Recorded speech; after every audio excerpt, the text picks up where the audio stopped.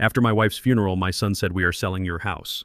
I smiled because I had already moved out, but he was not getting the basement she left me. I found $500,000 down there along with a black notebook that held a secret so dark it would destroy his entire life. Before I continue this story, let me know where you are watching from in the comments below. Hit like and subscribe if you have ever had to teach greedy family members a brutal lesson. My name is Eugene Hayes. I am 69 years old, and the day I buried my wife Nadine was the day my own flesh and blood decided I was nothing more than a disposable bank account. The cold autumn wind whipped through the Baltimore cemetery as they lowered Nadine into the ground. 45 years of marriage sealed beneath a pile of heavy, damp earth. I stood there, my joints aching, my heart a hollow cavern. Beside me stood my son Kendrick, rigid and detached, checking his expensive watch. His wife Heather clutched my arm. She was dressed in an immaculate black designer coat, dabbing at perfectly dry eyes with a silk handkerchief. "Oh, Eugene, I am so incredibly sorry," she whispered, her voice dripping with artificial sympathy. "We are going to take such good care of you now." Then, before the gravediggers even finished their job, I felt her cold fingers slip a folded piece of paper into my coat pocket. I pulled it out slightly, expecting a memorial card or a printed prayer. It was a real estate listing agreement. I looked at her, the grief momentarily overshadowed by complete shock. Heather leaned in her perfume, suffocating me, and whispered directly into my ear, "This neighborhood is gentrifying fast, Eugene. If we sell the house this month, we can pocket $800,000. You will not need all that space anyway. We can find you a nice little assisted living facility." My wife was not even fully buried yet, and my white daughter-in-law was already measuring my home for profit. I gripped that piece of paper until my knuckles turned white. That house was not just brick and mortar. It was my blood, my sweat, and my shattered bones. For 40 years, I worked the Baltimore docks. I was a black longshoreman in a time when respect was hard to come by. I broke my back hauling cargo containers in the blistering heat and freezing snow, working double shifts so my family would never know the hunger I grew up with. Nadine and I bought that house in a red-line district when nobody else would give a minority family a mortgage. We scraped together every penny, fixing the plumbing ourselves, replacing the roof with our own hands. I put Kendrick through college with the money I made breaking my body on those docks. But Kendrick never respected where that money came from. As he grew older, he grew ashamed of me. When he graduated with his business degree, I attended the ceremony straight from a 12-hour shift, wearing my heavy work boots because I did not have time to change. He refused to take a picture with me. He told his wealthy new friends that his father was a logistics executive. He married Heather, a mortgage broker, who looked at my calloused hands like they carried a disease. They lived in a world of leased luxury cars and suffocating debt, playing rich, while I lived quietly in the home I owned, free and clear. Kendrick turned to me as we walked away from the grave. "Hand over the keys to the safe when we get back to the house, Dad. We need to inventory Mom's jewelry to cover the funeral costs." He did not ask. He demanded. The sheer audacity of his entitlement hit me like a physical blow. The ride back in the black limousine was suffocating. The partition was rolled up, leaving just the three of us in the back. Heather placed a silver pen on my knee, tapping her manicured fingernails against the leather seat. "Just sign the listing agreement, Eugene. The market is hot. We have a buyer lined up who pays in cash." Kendrick loosened his tie, looking annoyed by my silence. "Come on, Dad. Do not be difficult today. We already paid for the caterer. The least you can do is cooperate. You cannot manage that big house alone anymore. Your memory is slipping. You need us to step in." I looked at the son I had raised, the boy I had broken my back for. There was no love in his eyes, only a calculating hunger. I did not yell. I did not argue. I simply picked up the silver pen, looked at Heather, and dropped it onto the floorboard. Then I turned my head and watched the city roll by in complete silence until we reached the house. I locked myself in the master bedroom, ignoring their knocks and their demands to open the safe. I waited until the house fell completely silent. At 2 in the morning, I slipped out of my room and walked down the narrow wooden stairs to the basement. Kendrick hated the basement. It was dusty, smelled of old wood, and was filled with my rusted tools. He never came down here. But he also never knew that my Nadine, a brilliant former financial auditor, had designed a secret down here. I moved the heavy metal shelving unit holding jars of nails and screws. Behind it was a solid steel door painted the exact color of the concrete wall. I typed the 6-digit keypad code. The birth date of our first child who did not survive. a child Kendrick never even knew existed. The heavy deadbolt clicked open with a satisfying thud. I stepped inside the hidden room and pulled the string for the overhead light. The small concrete room was immaculate, climate-controlled, and completely isolated from the rest of the house. In the center sat a heavy fireproof safe. I used Nadine's master key to open it. Inside, stacked in neat shrink-wrapped bundles, was $500,000 in crisp $100 bills. But the money was not the most valuable thing in that safe. Resting on top of the cash was a thick black leather notebook. Attached to it was a sticky note in Nadine's elegant handwriting. It read, "For Eugene. Heather's crimes. Do what needs to be done." I opened the first page. My wife had spent the last 3 years of her life secretly investigating our daughter-in-law. Heather was not just a successful mortgage broker. She was running a massive illegal redlining scam targeting minority families, falsifying their loan documents and forcing them into foreclosure. And worse, Kendrick was deeply entangled in her financial mess, drowning in massive debts that they were planning to pay off by stealing my home.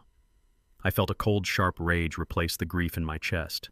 They thought I was a senile, grieving old man. They thought I was easy prey. I traced my calloused thumb over Nadine's handwriting.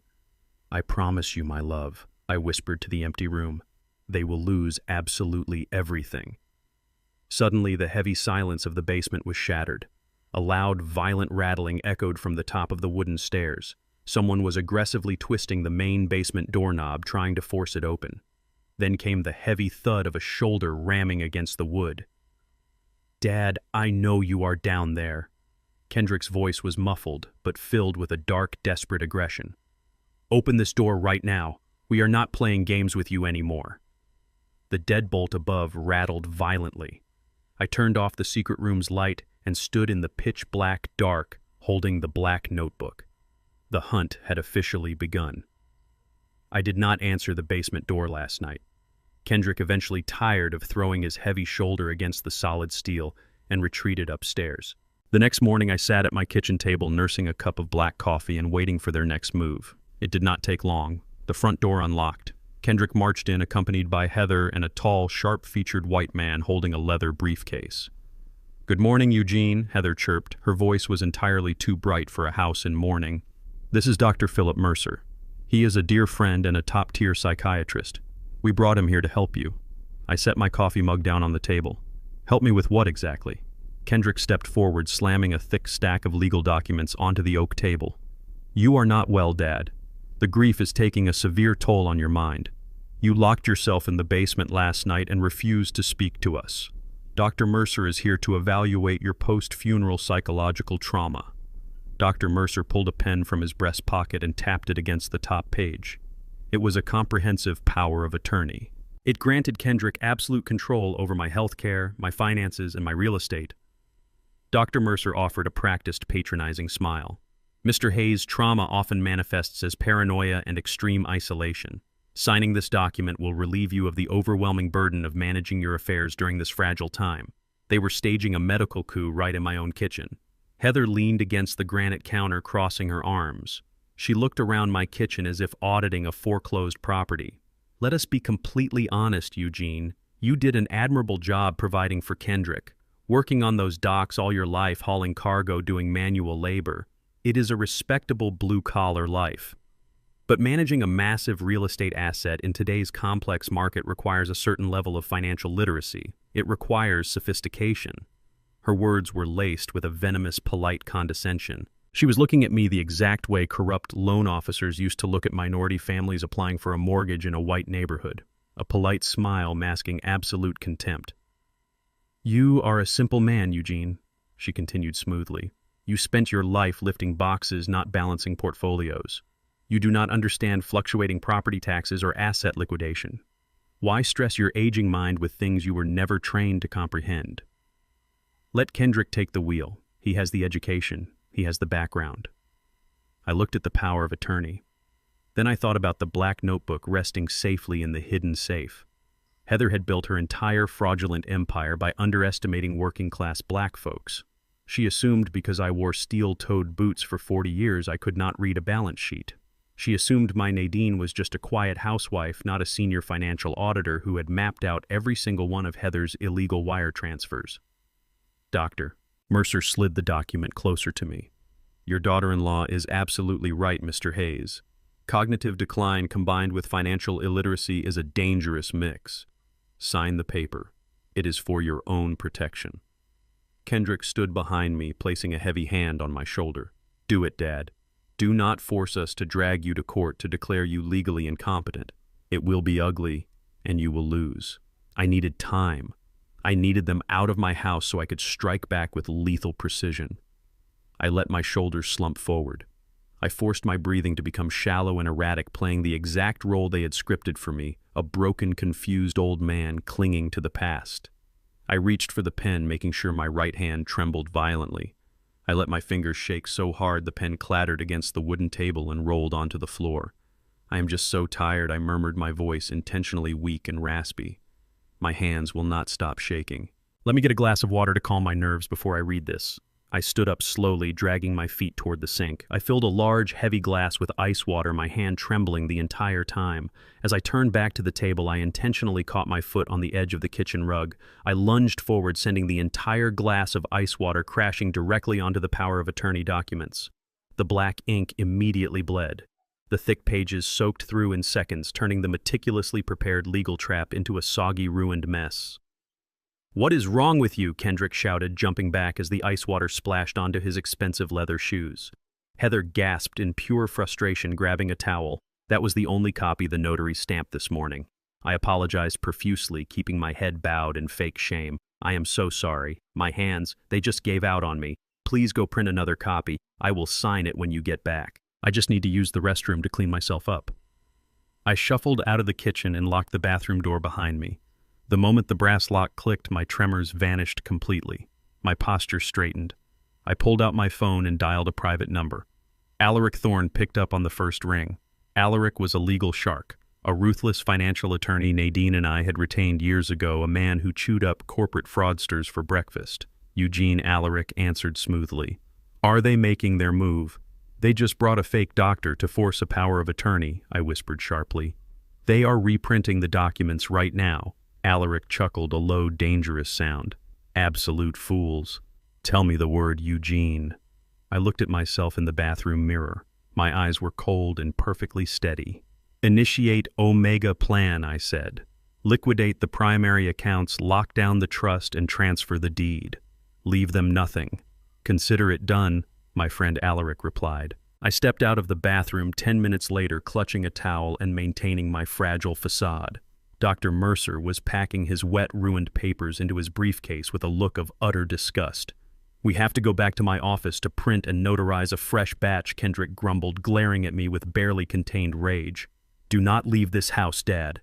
We will be back in exactly 1 hour, and you are signing that paper today."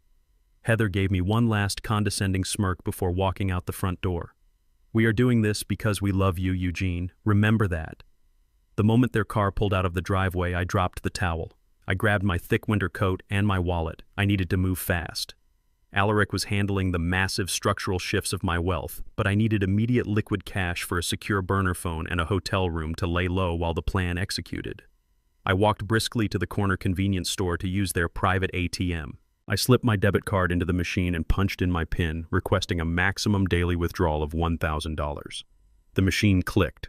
The screen spun for a few seconds. Then a bold red message flashed across the digital display. "Transaction declined. Account frozen. Please contact your financial institution." I frowned. I pulled out my phone and opened my mobile banking application. A notification popped up instantly on the home screen. "Your primary accounts have been temporarily suspended due to a flagged fraud alert submitted by your authorized financial broker." A cold realization washed over me. Heather. She was not just a mortgage broker. She had high-level access to the regional banking networks. She had used her corporate credentials to place a hard lock on my personal accounts, cutting off my lifeline before I could even run.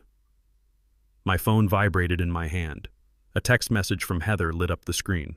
"Do not bother running to the bank, Eugene. I froze your accounts for your own protection. See you in 45 minutes. Have your pen ready." I walked back to the house, my mind operating with cold, calculated precision. True to her word, Heather arrived exactly 45 minutes later. Dr. Mercer was gone. Instead, Kendrick walked up the driveway, followed by a man wearing a blue work shirt and carrying a heavy toolbox. A locksmith. Kendrick did not even look at me as the man immediately began drilling out the deadbolt on my front door. "We are securing the perimeter," Dad Kendrick announced, his voice dripping with false authority. "With your cognitive issues, we cannot risk you wandering off or letting strangers inside." Heather stood on the porch holding the fresh stack of power of attorney documents. "Sign them, Eugene. We already spoke to a lovely assisted living facility across town. They have a room ready for you on Monday." I looked at the heavy brass lock tumbling out of my own front door. I let my shoulders drop, exhaling a long, defeated sigh. I took the silver pen from Heather's manicured hand and scribbled a shaky, barely legible signature on the bottom line. "You win," I whispered, staring at the floorboards. "Just give me the weekend. Give me 48 hours to pack up Nadine's photographs and my clothes. Let me say goodbye to my home in peace." Kendrick snatched the papers with a triumphant smirk. 48 hours, Dad. We are moving our things in on Sunday evening. Have your bags packed." The moment they drove away, the defeated old man vanished. I stood up straight and locked the brand new deadbolt they had just installed. Kendrick thought changing the front door locks meant he had me trapped. He fundamentally misunderstood the house he grew up in. When Nadine and I bought this property 30 years ago, it was a dilapidated shell. We completely gutted it. Nadine had a degree in architecture. She never got to use professionally because firms back then were not hiring black women for lead design roles, so she poured her genius into our home. She drafted every blueprint, every structural reinforcement, and every secret. Kendrick only knew the main floor plan. He never knew about the secondary egress. Nadine knew the history of our people. She knew that sometimes marginalized folks needed a way out that the authorities or hostile neighbors did not know about. During the renovation, she designed a narrow, reinforced subterranean tunnel connecting the back wall of the secret basement room directly to the detached garage in the alleyway. I poured the concrete for that tunnel with my own 2 hands, following her exact measurements under the cover of night. It was hidden behind a false concrete panel operated by a hydraulic lever. While Kendrick and Heather spent their weekend picking out new furniture for my living room, I went down to the basement. I activated the lever. The heavy concrete shifted silently, revealing the damp, cool passageway that led straight to my old pickup truck parked inside the garage. They had frozen my bank accounts and locked my front door, completely unaware that I had my own private artery running directly out of the trap they thought they had set. I began the extraction. I had exactly 48 hours.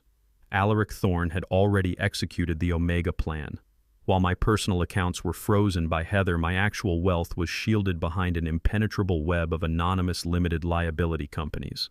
One of those LLCs had already secured a luxury penthouse in the financial district overlooking the inner harbor, fully furnished and paid for in cash a year in advance. I backed my truck into the garage, closing the heavy wooden doors to block the alleyway view. Over the next 2 days, I worked with the relentless stamina of the longshoreman I used to be. I carried the shrink-wrapped bundles of $500,000 through the tunnel. I packed up Nadine's black leather notebook, her financial records, and the blinking digital servers she had used to catalog Heather's massive mortgage fraud network. I moved every single piece of valuable furniture, every family heirloom, every photograph. I left nothing but bare walls and echo-filled rooms. I drove back and forth to the penthouse in the dead of night, slipping through the city like a ghost. By Sunday afternoon, the house was entirely stripped, but I did not leave the basement completely empty. In the center of the secret concrete room, right where my real safe used to sit, I placed a decoy. It was a heavy, rusted iron safe I had bought from a scrapyard years ago. I bolted it firmly to the concrete floor so it could not be lifted or moved. I locked its heavy dial mechanism tight. I made sure the metal shelving unit hiding the room was left slightly ajar, just enough to invite a greedy eye. Let them think they outsmarted me. Let them think they cornered a helpless old man. I took one last look at the empty house, wiping down the counters and sweeping the floors. I locked the front door from the inside, slipped down into the basement, and exited through the tunnel for the final time.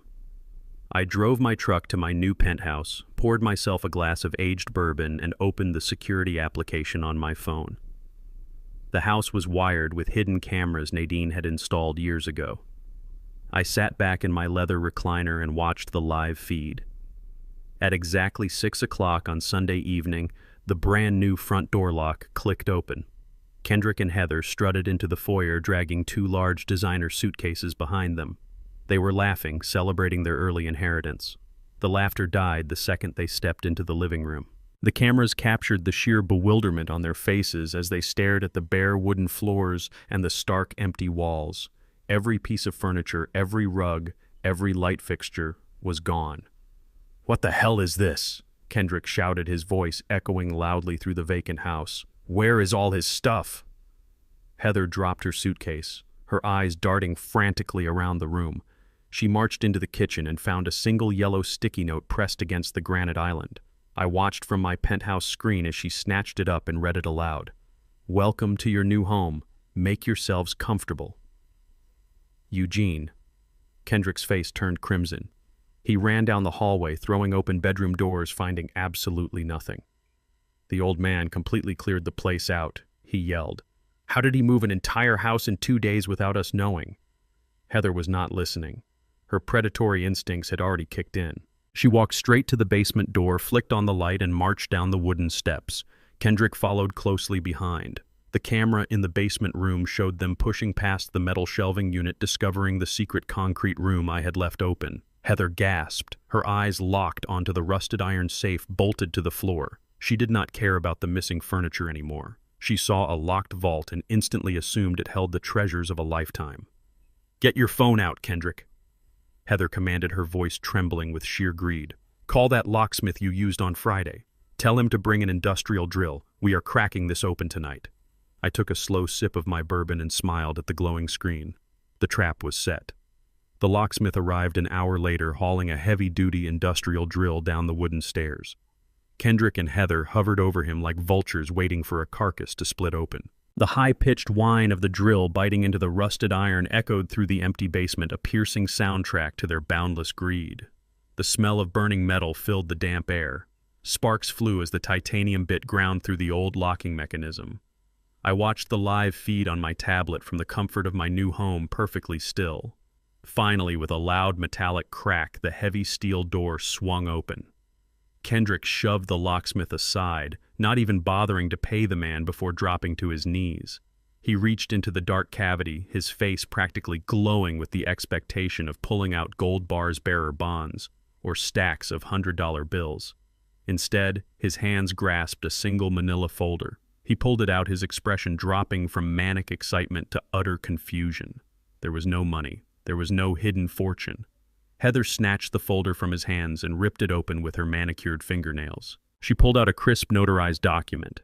Her eyes scanned the legal jargon, tracing the heavy black ink down to the signature line. It was a quitclaim deed. I had legally transferred the entire property, the house and the contaminated land it sat on, completely and irrevocably into Kendrick and Heather's names. My signature was perfectly legible at the bottom, finalized and legally binding. Heather let out a sharp, triumphant laugh that echoed off the concrete walls. She clutched the deed to her chest as if she had just won the lottery. "The old fool actually did it," she practically squealed. He completely surrendered. He knew he could not fight the power of attorney, so he just handed over the asset and ran away to hide in whatever cheap nursing home he could find. Kendrick looked relieved, exhaling a breath he had been holding for days. "So the house is ours, free and clear." Heather was already pulling out her phone, her thumbs flying across the screen. "Free and clear and worth $800,000 in a fast cash sale, but we do not even have to wait for the sale to get our hands on the money." Kendrick looked confused. "What do you mean?" "I have debts," Heather snapped, dropping her sweet wife facade. "Massive debts. My brokerage firm is being audited next month, and if I do not clear $300,000 off the books by Friday, the federal regulators are going to put me in prison. But now we have a fully paid-off asset. I know a private lender in the city, a hard money guy. He operates strictly in the shadows. He does not ask questions, and he does not run background checks. He will front us $300,000 by tomorrow morning with this house as collateral. We pay him back when the house sells next month. It is foolproof." Kendrick hesitated, intimidated by the mention of a shadow lender, but his own financial desperation quickly silenced any objections. "Do it," he muttered. "Call him right now." Heather smiled, a shark-smelling blood in the water, and dialed the number. She willingly shackled herself to a ruthless underworld creditor, entirely convinced she was the smartest person in the room. High above the city in my penthouse, Alaric Thorne sat across from me watching the exact same feed on a secure laptop. He adjusted his tailored suit, a quiet chuckle escaping his lips as Heather enthusiastically agreed to a predatory loan over the phone. "The arrogance is truly staggering," Alaric noted, taking a sip of his scotch. "She thinks you handed her a golden parachute." I leaned back in my leather chair, my eyes fixed on the screen. "She has no idea she just strapped on a lead weight." 3 years ago, my brilliant Nadine uncovered a horrific detail about the land our house was built on. Before the residential zoning laws changed in the 1970s, the lot had been used as an illegal dumping ground by a commercial chemical company. Decades of toxic sludge were buried deep beneath the foundation. When the City Environmental Commission finally discovered the contamination zone, they quietly issued a mandate. The current property owner was legally responsible for the full cost of the hazardous waste excavation and soil remediation. Nadine used her advanced auditing skills to keep the city bureaucrats tangled in endless red tape, delaying the enforcement while she built her case against Heather. We knew the day of reckoning was coming. We just needed the right person to be holding the deed when the music stopped. By accepting that quitclaim deed and using it to secure a massive underworld loan, Heather had officially claimed legal ownership of the property. She bypassed all standard title insurance checks and escrow audits that would have immediately flagged the environmental hazard. In her desperate rush for fast cash to cover her own crimes, she bypassed every single legal safeguard designed to protect buyers from acquiring condemned properties. The moment she registered that deed with the county clerk to finalize her shadow loan, the trap snapped shut. The city would immediately trigger the enforcement clause. "There is no backing out now," Eugene Alaric said, watching Kendrick and Heather celebrate in my empty basement. "The county clerk office just processed the deed transfer. Your name is officially scrubbed from that property. It belongs entirely to them, along with every single legal liability attached to the soil." I nodded slowly. "Let them enjoy their victory tonight, Alaric. Tomorrow the city is going to send them a very expensive welcome gift." The fallout arrived faster than even Alaric predicted. On Wednesday morning, I was standing on my penthouse balcony watching the boats in the harbor when my phone vibrated with a motion alert from the front porch camera. A city inspector in a bright yellow safety vest stood at the front door, flanked by a uniformed police officer. Kendrick opened the door looking groggy and irritated. The inspector did not smile. He handed Kendrick a thick red stamped envelope. "Notice of immediate action," the inspector declared loudly, his voice capturing perfectly on the hidden microphone. "Are you the legal owner of this property?" Kendrick puffed out his chest, completely unaware of the blade swinging toward his neck. "Yes, my wife and I own it. What is this about?" Heather appeared behind him, clutching her coffee mug. The inspector stepped back.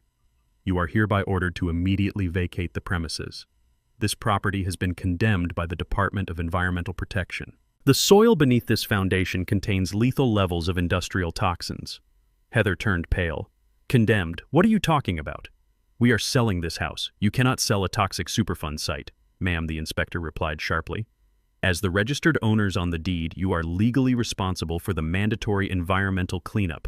The city has assessed the remediation costs. The total penalty and excavation fee is $2 million payable within 90 days. Failure to pay will result in asset seizure and federal prosecution." The color drained completely from Heather's face. $2 million. She snatched the heavy envelope from Kendrick's hands, ripping it open. The official city seal glared back at her, listing the catastrophic fines. Kendrick stumbled backward, gripping the doorframe to keep from collapsing. "We cannot pay that," he stammered, his voice cracking with pure panic. "We just took out a $300,000 loan from a private lender against this house." Heather dropped the papers onto the porch, her hands shaking violently.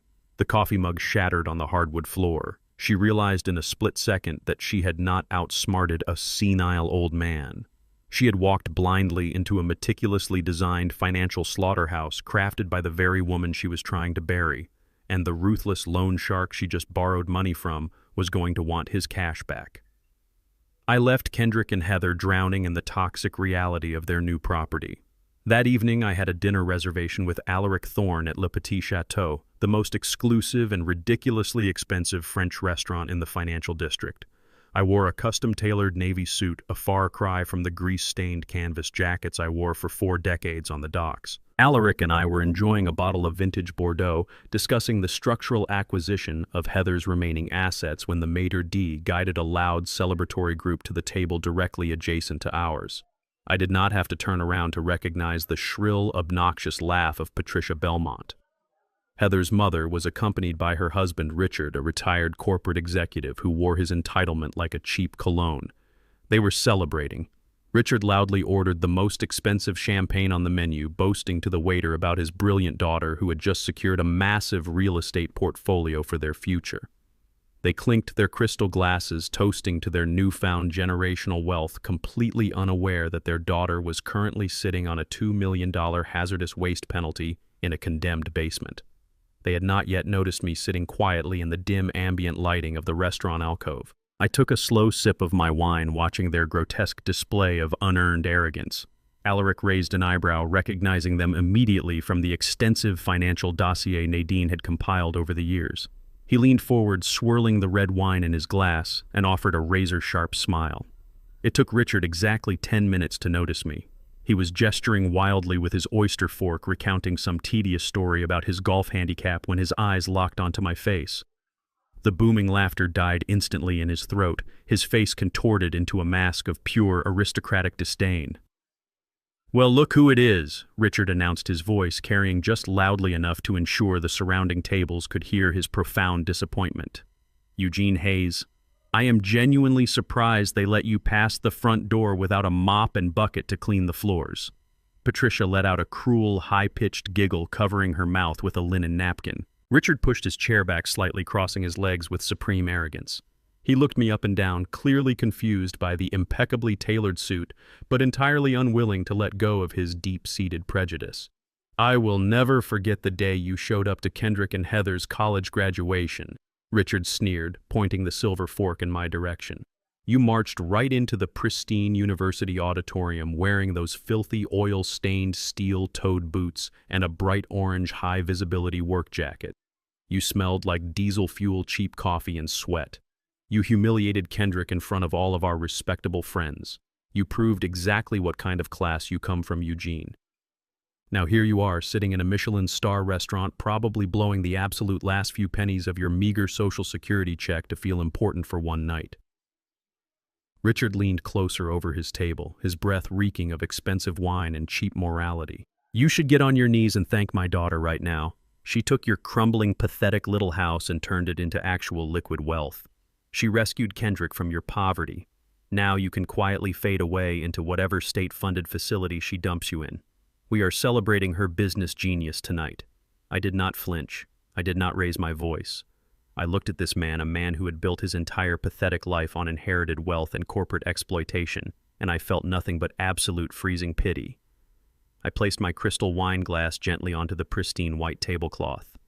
Alaric sat back in his chair, watching the exchange with the quiet amusement of a predator who knows the trap has already snapped shut. Richard was still smirking, waiting for an angry, explosive outburst. He was waiting for the uneducated dockworker to make a massive scene, throw a punch, and get thrown out of the fine establishment by security. Instead, I raised my right hand slightly, catching the immediate attention of the restaurant's general manager. The manager rushed over, instantly bowing his head with the utmost professional respect. "Yes, Mr. Hayes. How may I assist you this evening?" I reached into the inside breast pocket of my suit jacket and withdrew a heavy, solid black titanium card. The American Express Centurion card. An invitation-only financial instrument that required millions of dollars in annual spending, completely hidden from standard credit checks, and carried absolutely no spending limit. Richard's arrogant smirk instantly vanished from his face. His eyes widened as the matty black metal caught the dim light of the overhead chandelier. I held the card out to the manager without breaking eye contact with Richard. "I would like to settle my bill," I said in a calm, perfectly even tone.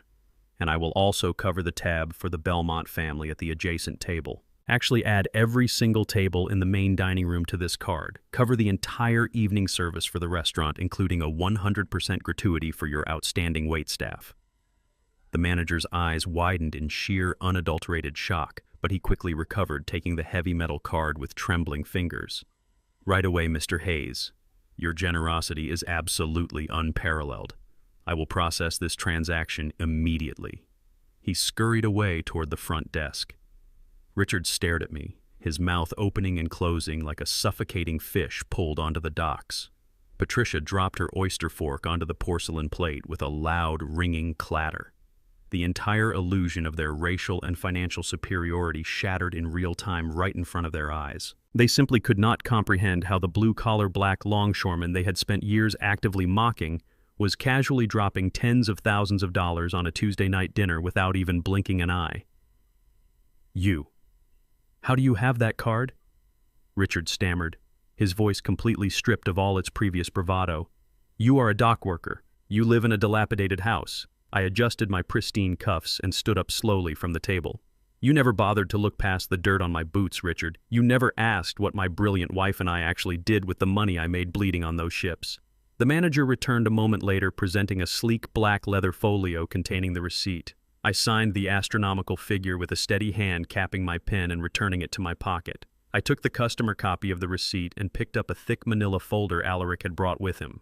I walked the 2 short steps over to the Belmont table. Richard and Patricia shrank back into their plush velvet chairs, completely paralyzed by the sudden, terrifying shift in power.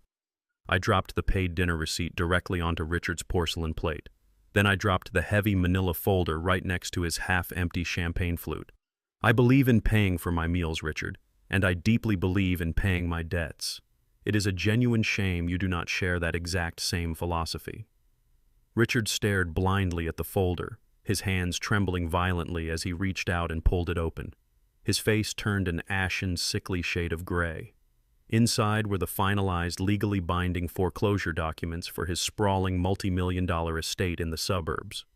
Over the past 3 years, Richard's corporate investments had hemorrhaged money. To maintain his lavish fake lifestyle, he had taken out a massive mezzanine loan against his primary residence, a brutal high-interest loan he had quietly defaulted on 2 months ago. The bank was preparing to auction the toxic debt to the highest bidder. My anonymous holding company bought it yesterday afternoon. "You thought Heather secured your financial future tonight," I said, my voice dropping to a cold, razor-thin whisper that cut through the restaurant music. "Heather is currently sitting in a condemned, toxic house with a $2 million environmental penalty attached directly to her name. She is ruined.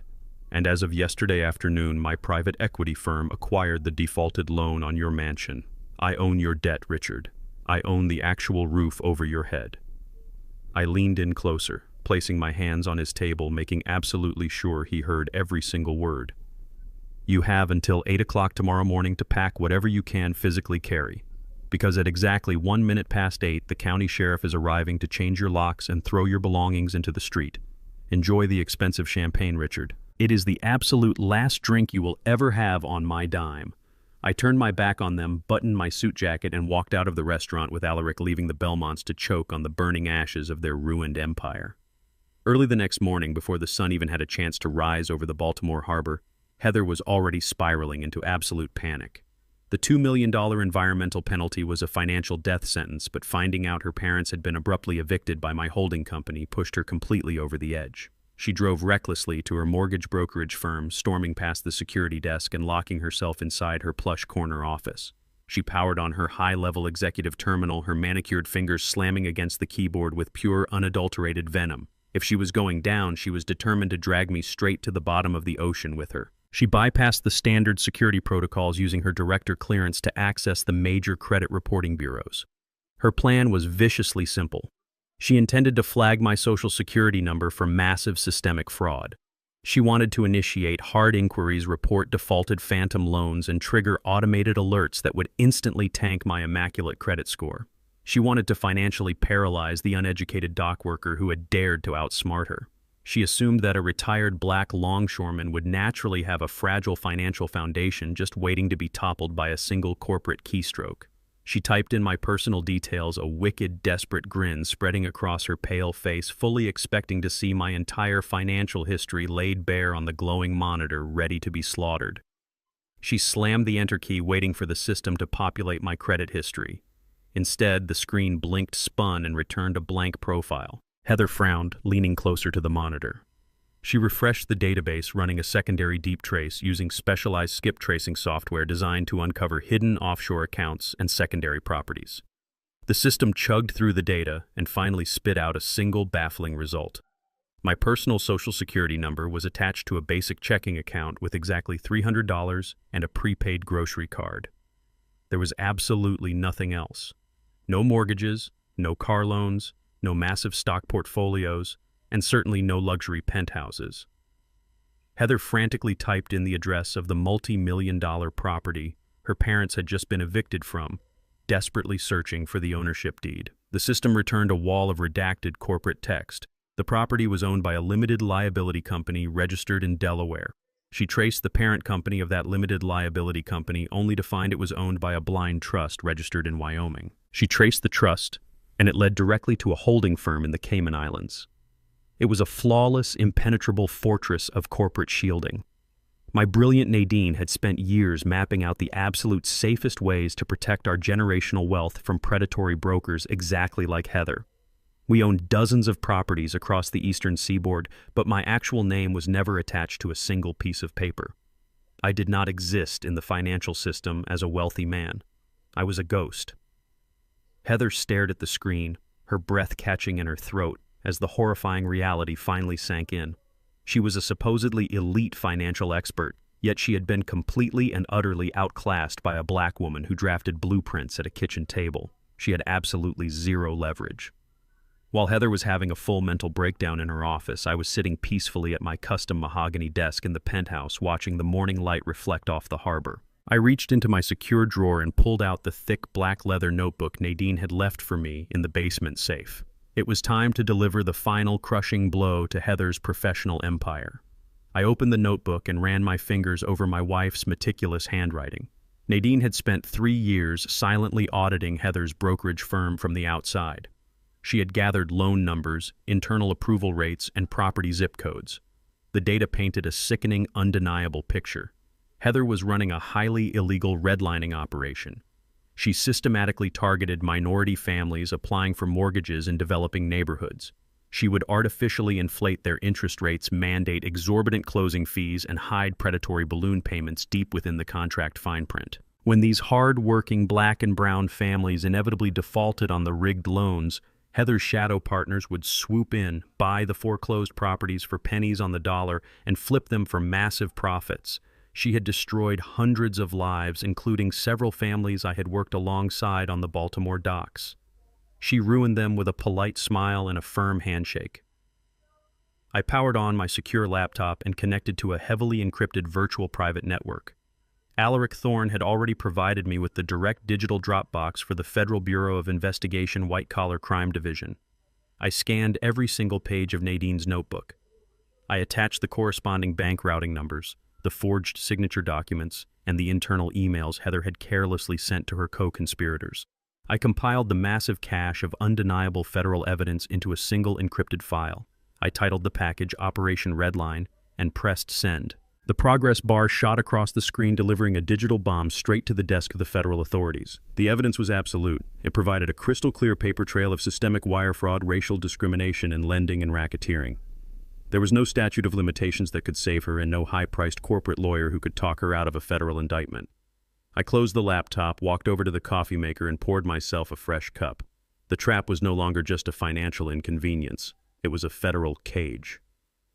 Less than 2 hours later, my burner phone shattered the quiet calm of the penthouse. The caller ID flashed an unknown number, but I knew exactly who was on the other end. I accepted the call and lifted the phone to my ear, saying absolutely nothing. "Dad, please do not hang up on me." Kendrick's voice was a high-pitched, hyperventilating squeak.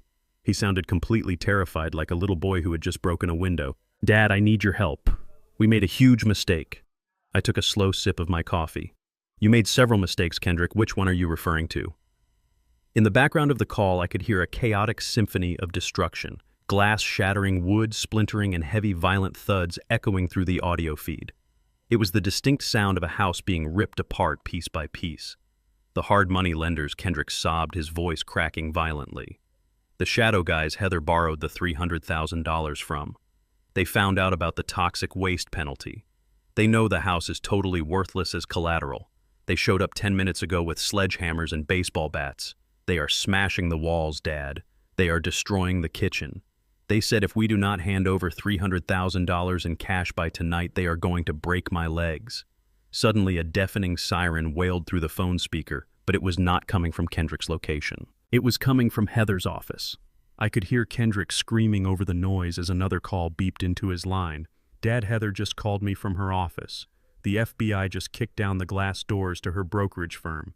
Federal agents are seizing her computer servers and putting her employees in handcuffs. She is going to federal prison.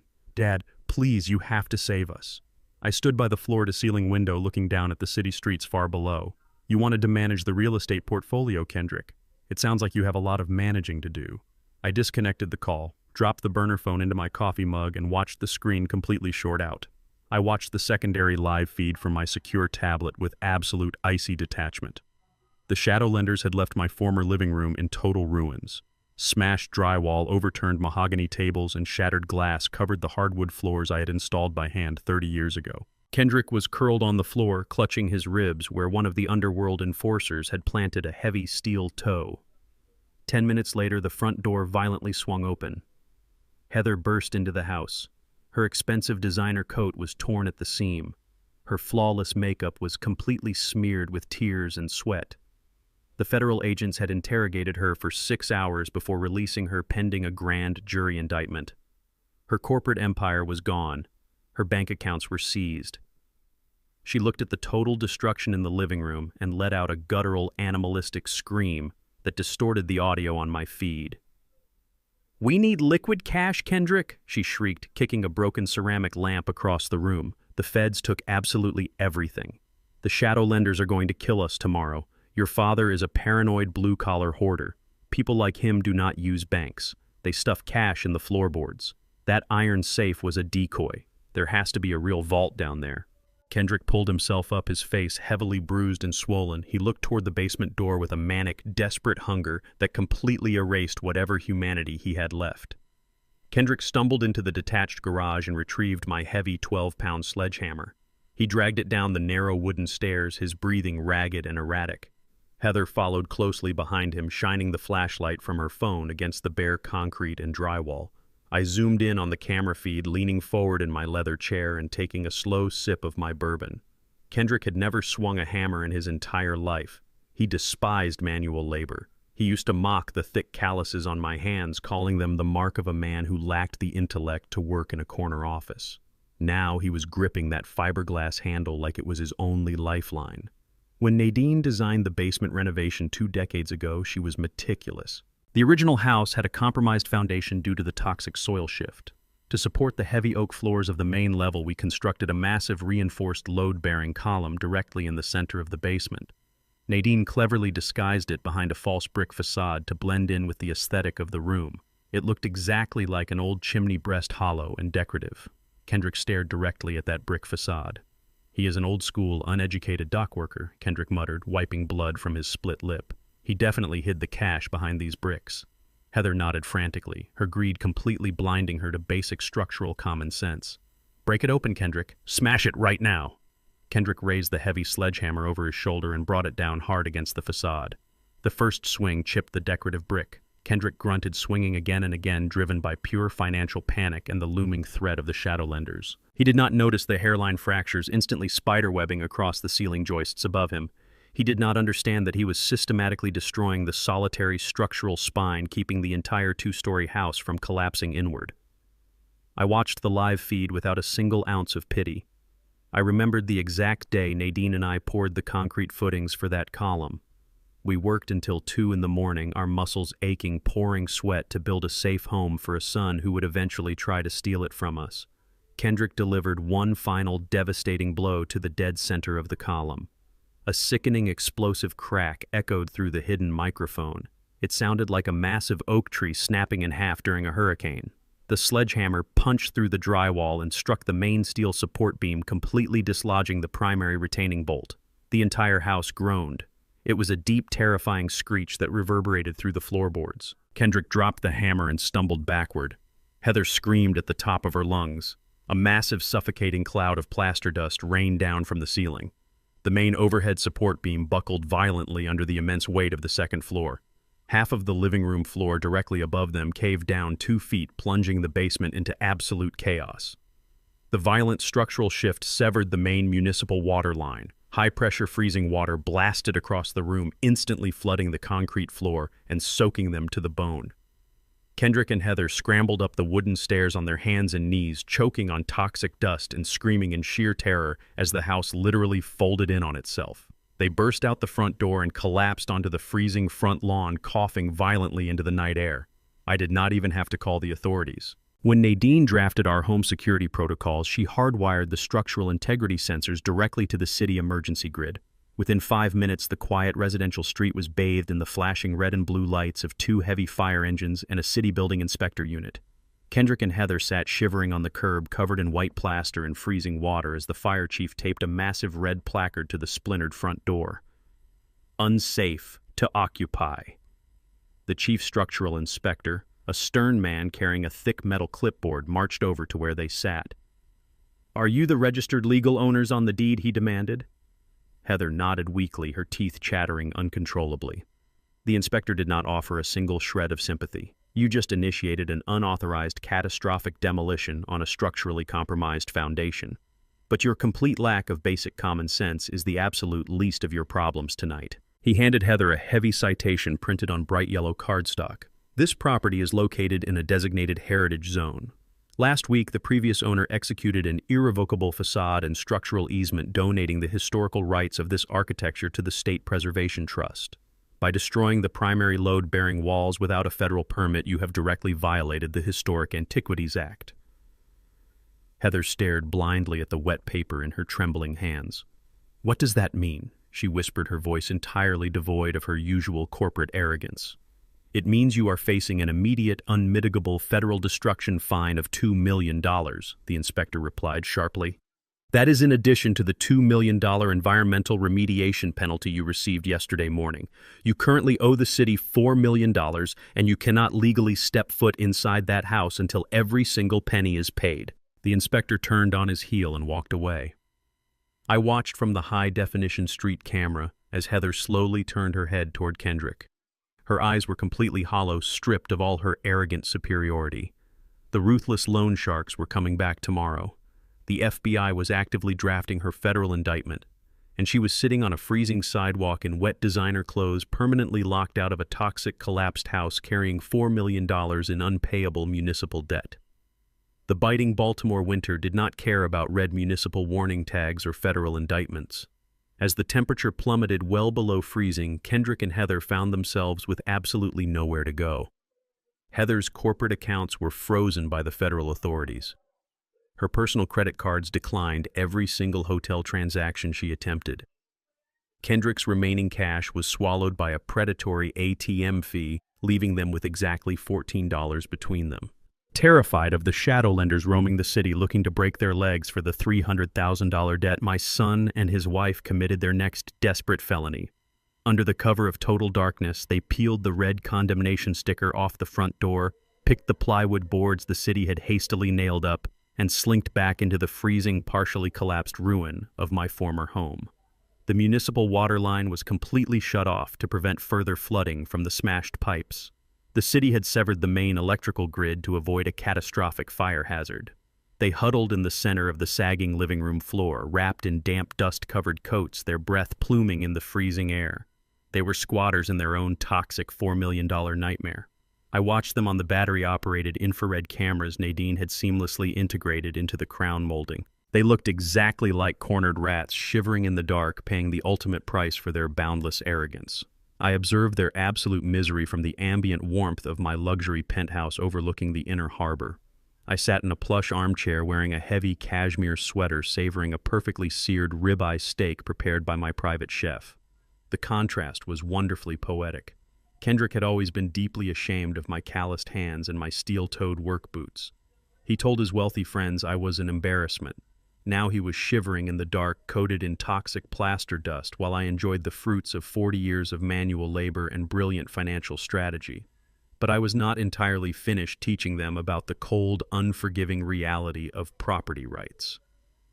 The next morning, a heavy commercial van pulled into the icy driveway.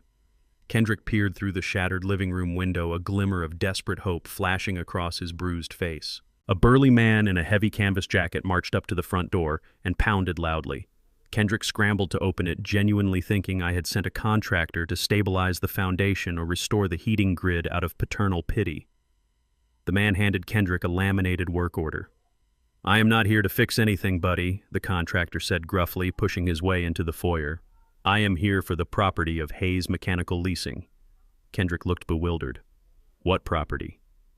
The contractor walked directly to the massive vintage cast-iron wood-burning stove anchored in the corner of the dining room. It was the only viable source of heat remaining in the entire structure. 3 years ago, Nadine and I legally transferred ownership of this specific antique stove to one of my anonymous limited liability companies. It was legally leased to the house, not a permanent fixture of the real estate. Since Kendrick and Heather had assumed ownership of the property but failed to pay the monthly equipment lease, the company was executing its legal right to immediate repossession. The contractor ruthlessly unbolted the heavy iron flue, loaded the massive stove onto a specialized dolly, and wheeled the absolute last source of warmth right out the front door, leaving them to freeze. By midnight, the temperature inside the collapsed house dropped to a lethal 10 degrees. The freezing wind howled through the shattered drywall and the massive structural gap in the ceiling. Kendrick and Heather were shivering violently, their lips turning a dangerous, sickly shade of blue. They had broken apart the remaining wooden dining chairs and attempted to start a small fire in a metal bucket, but the damp, varnished wood only produced a choking, toxic smoke. Heather could not take the freezing torture any longer. Wrapped in 3 layers of filthy designer clothing, she grabbed a heavy flashlight and stumbled toward the basement stairs. "We need dry wood," she chattered, her voice barely a raspy whisper. "The old man has to have old pallets or 2x4s buried in that basement. I am not freezing to death in this hellhole." She descended carefully, navigating the flooded icy concrete and the massive pile of debris from Kendrick's disastrous sledgehammer incident. The main secret room where the decoy safe sat was completely exposed, its steel door hanging uselessly on its hinges. But Heather's flashlight beam caught something highly unusual behind the rubble of the collapsed brick column. When Kendrick swung that hammer and shattered the facade, he did not just destroy the load-bearing support. He inadvertently cracked the outer shell of Nadine's secondary architectural secret. My brilliant wife never kept her most sensitive operations in the primary vault. That was merely a distraction. Directly behind the collapsed bricks, hidden flush against the foundation wall, was a reinforced soundproof ventilation grate. Heather approached it slowly, the beam of her flashlight trembling in the dark. She gripped the edge of the heavy metal grate and pulled with all her remaining strength. The steel panel groaned and gave way, crashing onto the flooded floor. Heather dropped to her knees and peered into the dark cavity. It was not a storage space for firewood. It was a fully functional, climate-controlled server bay. Inside the narrow, heavily insulated compartment sat 4 commercial-grade digital servers. They were completely insulated from the water and the cold, running on a silent, independent battery backup system. Rows of tiny red and green LED lights blinked rhythmically in the pitch-black void.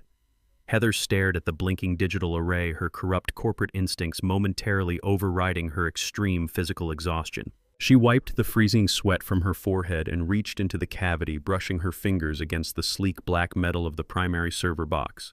A small, laminated tag was zip-tied to the main data cable. It was written in Nadine's unmistakable, elegant handwriting. Heather grabbed the tag and shined her flashlight directly onto the text. It read, "Property of Nadine Hayes, Forensic Audit Division.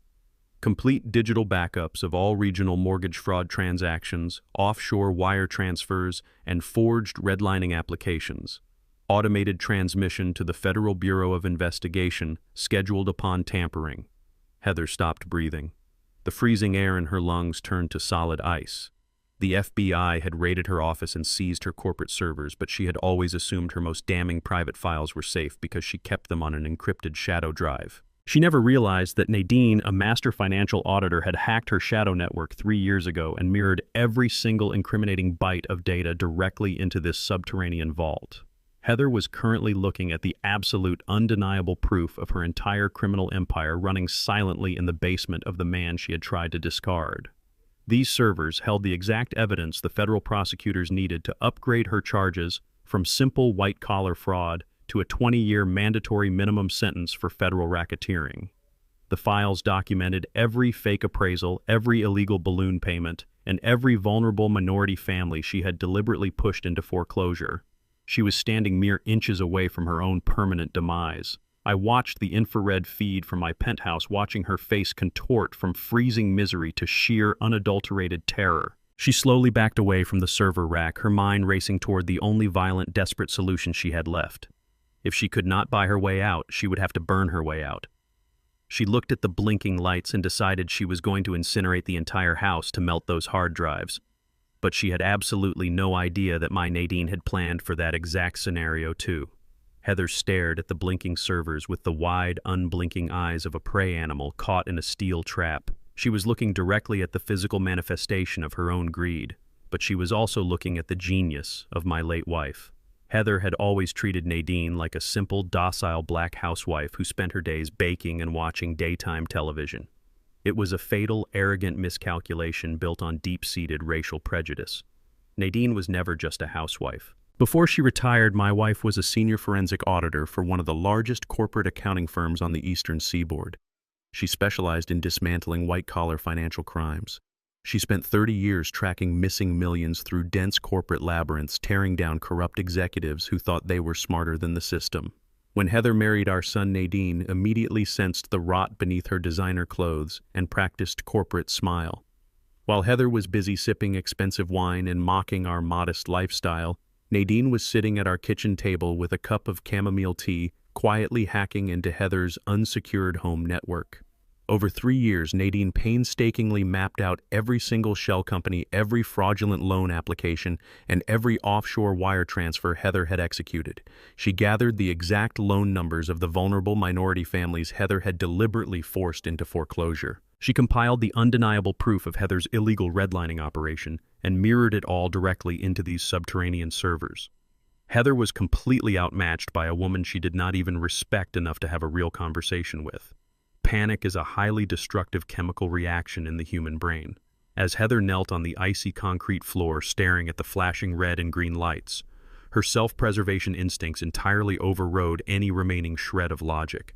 If the federal agents discovered these physical servers, they would not just have a digital trail. They would have the raw, unencrypted source code of her entire criminal enterprise. The FBI could bypass every single digital firewall she had set up. She needed to completely melt those hard drives into unrecognizable slag. She frantically scrambled away from the server rack, her frozen hands clawing through the rubble of the collapsed brick column. She was searching for an accelerant. She remembered that I always kept a supply of industrial solvents and kerosene in the rear utility closet for my woodworking projects. She stumbled through the flooded, freezing water, tearing open the rusted metal doors of the utility cabinet.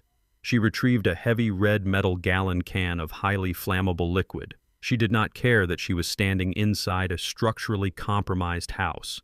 She did not care that her husband, my son Kendrick, was sleeping on the sagging floorboards directly above her head. She was fully prepared to incinerate the entire property and burn Kendrick alive, just to save herself from a federal prison sentence. I watched the infrared feed on my tablet with absolute clinical detachment. I took a sip of my bourbon as Heather unscrewed the cap of the heavy red can. She sloshed the highly flammable liquid aggressively over the collapsed drywall, the splintered wooden beams, and directly against the reinforced steel cage housing the digital servers. The harsh, noxious fumes of the chemical accelerant must have been overpowering in that enclosed space, but Heather was breathing heavily, fueled entirely by adrenaline and raw terror. She tossed the empty metal can aside. It clattered loudly against the wet concrete. She reached into the pocket of her ruined designer coat and pulled out a sleek silver butane lighter. Her hands were shaking so violently from the freezing cold and the sheer panic that it took her 3 attempts to ignite the flame. A small bright orange light flickered to life in the pitch-black basement. She extended her trembling arm, preparing to drop the lighter into the puddle of highly volatile chemicals. She had absolutely no idea that my brilliant Nadine had anticipated this exact scenario. When Nadine designed the climate-controlled server room, she knew that protecting the data from fire was just as critical as hiding it from view. She had completely bypassed standard residential smoke detectors. Instead, she had integrated a commercial-grade closed-loop fire suppression system directly into the basement ceiling joists, completely hidden behind the drywall. The system was equipped with highly sensitive thermal and chemical sensors designed to react instantaneously to sudden spikes in ambient heat. Heather let go of the silver lighter. The flame dropped toward the soaked rubble. The very millisecond the fire ignited and flared upward, Nadine's automated suppression system triggered with a deafening mechanical shriek. A massive high-pressure blast of hybrid chemical foam and freezing water exploded downward from 6 hidden ceiling vents simultaneously. The sheer force of the automated blast hit Heather like a physical punch to the chest. The fire was instantly neutralized, smothered completely before it could even spread an inch toward the server rack. Heather was violently knocked backward onto the flooded concrete floor. The thick, toxic fire-retardant foam coated her from head to toe, sticking to her hair, her face, and her expensive clothes. She lay there in the freezing darkness, coughing violently, gasping for air, as the heavy chemical foam burned her eyes and throat. The servers behind the reinforced waterproof grate continued to hum perfectly, their little LED lights, blinking steadily, completely untouched by her desperate arson attempt. I set my bourbon glass down on the mahogany desk. It was finally time to make my presence known. I opened the dedicated security application on my encrypted laptop and engaged the two-way audio protocol. Nadine had discreetly installed high-fidelity speakers behind the ventilation grates throughout the house, primarily designed to act as an integrated intercom system. I tapped the microphone icon, clearing my throat softly. My voice bypassed the distance of the city and projected directly into the freezing, dark, chemical-soaked basement booming heavily off the concrete walls. Do not get the federal evidence wet. Heather! Heather shrieked in absolute primal terror. She scrambled backward like a crab on the icy floor, wildly searching the darkness for the source of the voice. She slapped her hands against her ears, her mind completely fracturing under the realization that she was not alone. She was trapped in a toxic, condemned ruin, freezing to death, while I watched her every single humiliating move from an invisible throne. The booming sound of my voice had awakened Kendrick upstairs. I could hear his heavy, panicked footsteps pounding against the sagging floorboards above. He threw open the basement door, shining a weak phone flashlight down the wooden stairs. "Heather," he screamed, coughing as the chemical fumes drifted upward. "What did you do? Why does it smell like gasoline and smoke down here?" Heather was hyperventilating, pointing a trembling, foam-covered finger toward the blinking servers. "He is watching us," she sobbed hysterically, her voice breaking into a pathetic wail. "The old man is watching us, Kendrick. He is in the walls. He has everything, every single file. The FBI is going to lock me away forever." Kendrick stumbled down the stairs, his eyes wide with horror as he took in the scene. His wife was covered in toxic foam, surrounded by the overwhelming stench of kerosene, sitting inches away from a blinking digital vault she had just tried to incinerate.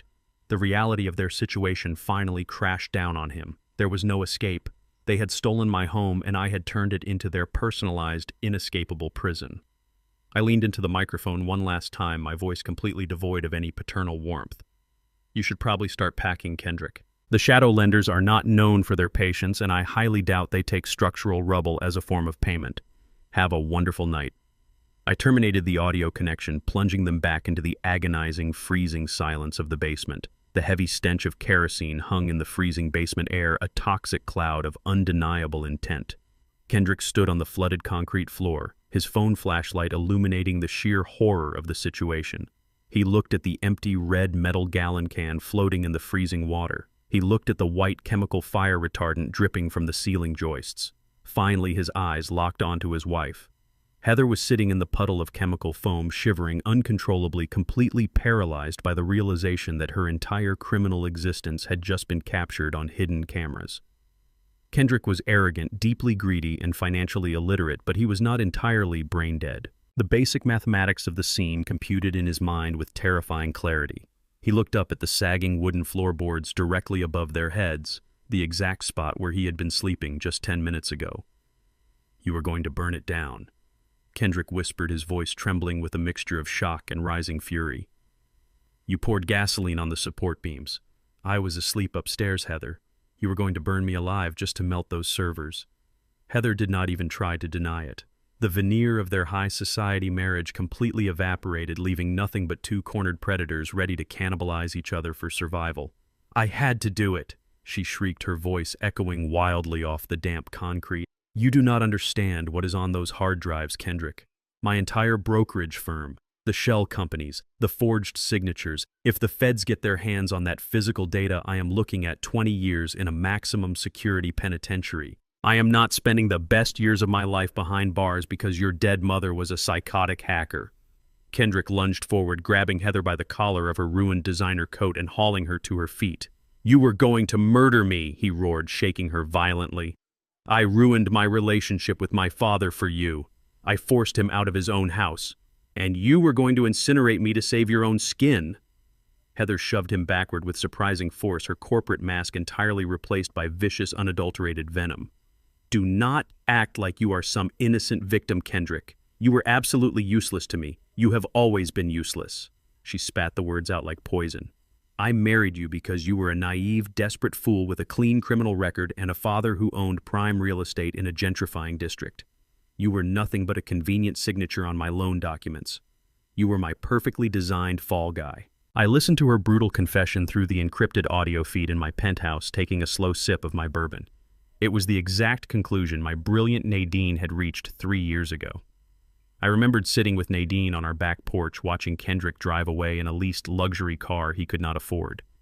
Nadine had taken my calloused hand and sighed deeply. "She does not love him, Eugene. She is isolating him from his community, from his roots, and from us. She is grooming him for the slaughterhouse."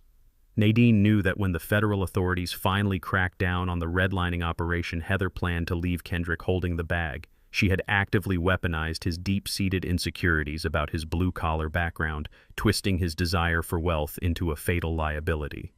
I set my glass down on the mahogany desk. It was time to separate the rats and let them tear each other apart. I picked up a fresh, untraceable burner phone and dialed Kendrick's number. "Dad," he pleaded, his voice breaking. "Dad," he pleaded, his voice breaking completely. "Please.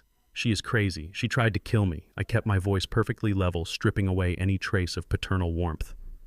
"Listen to me very carefully, Kendrick. You currently owe $300,000 to a syndicate of shadow lenders who are going to break both of your legs by tomorrow afternoon.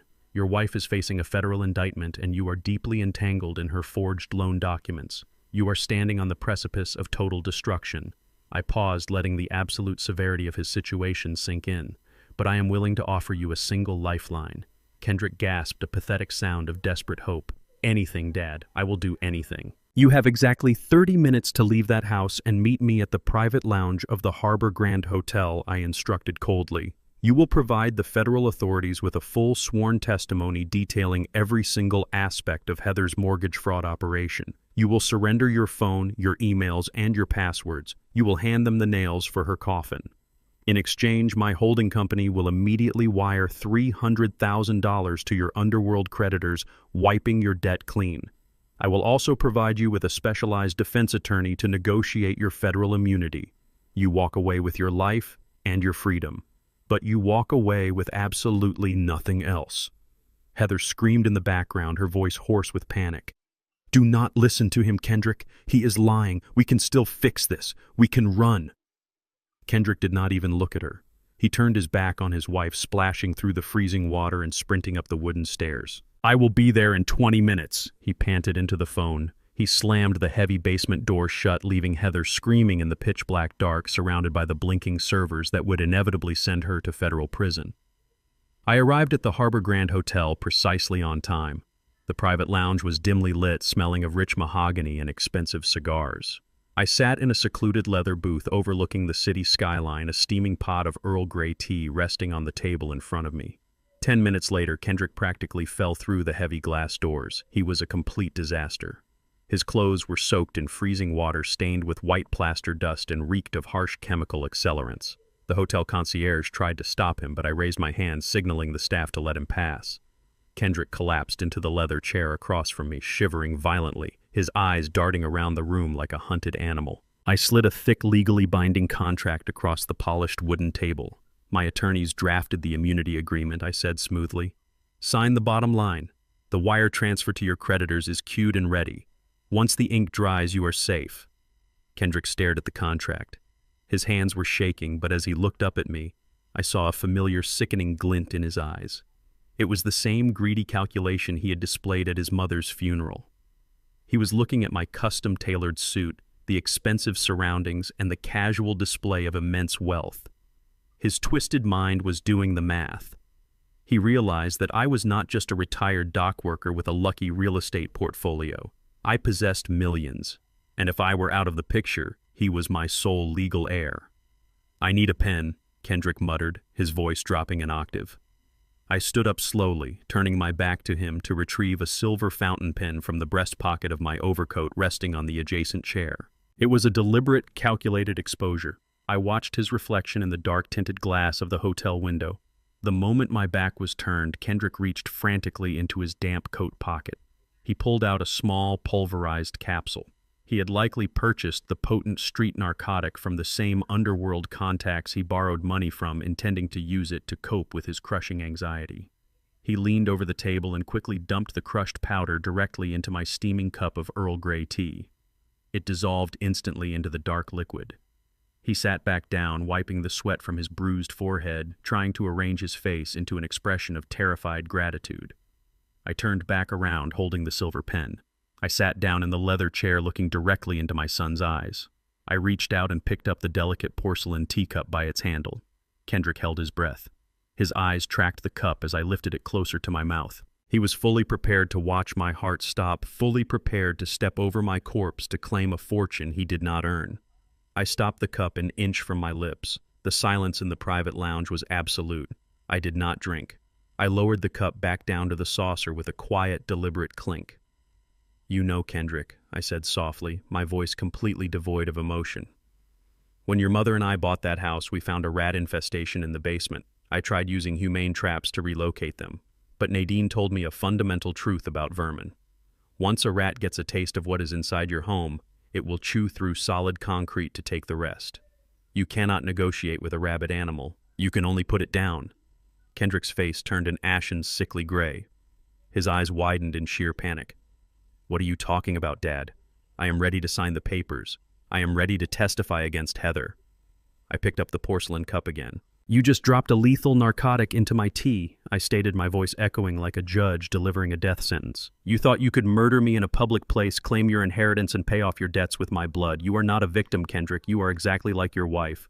Before he could even register the absolute failure of his assassination attempt, I snapped my wrist forward. I threw the scalding poison tea directly into his face. Kendrick shrieked in agony, throwing his hands up to protect his burning eyes as he scrambled backward out of the leather booth. He crashed into a serving cart, sending crystal glasses shattering across the carpeted floor. I stood up, buttoned my suit jacket, and looked down at the pathetic, treacherous man I had raised. "The deal is officially off," I announced, my voice cutting through his pathetic screams. "The shadow lenders are expecting their $300,000 tomorrow afternoon. I highly suggest you start running. You are still a rabid dog, Kendrick, and I am entirely finished feeding you." I turned and walked out of the luxury lounge, leaving my son bleeding, poisoned, and completely doomed. I walked out of the Harbor Grand Hotel and stepped into the crisp, freezing Baltimore night. I did not look back. Kendrick was no longer my son. He was a volatile liability, actively bleeding out on a luxury lounge carpet, blinded by his own treacherous ambition. I pulled the collar of my overcoat tight against the wind and signaled my driver.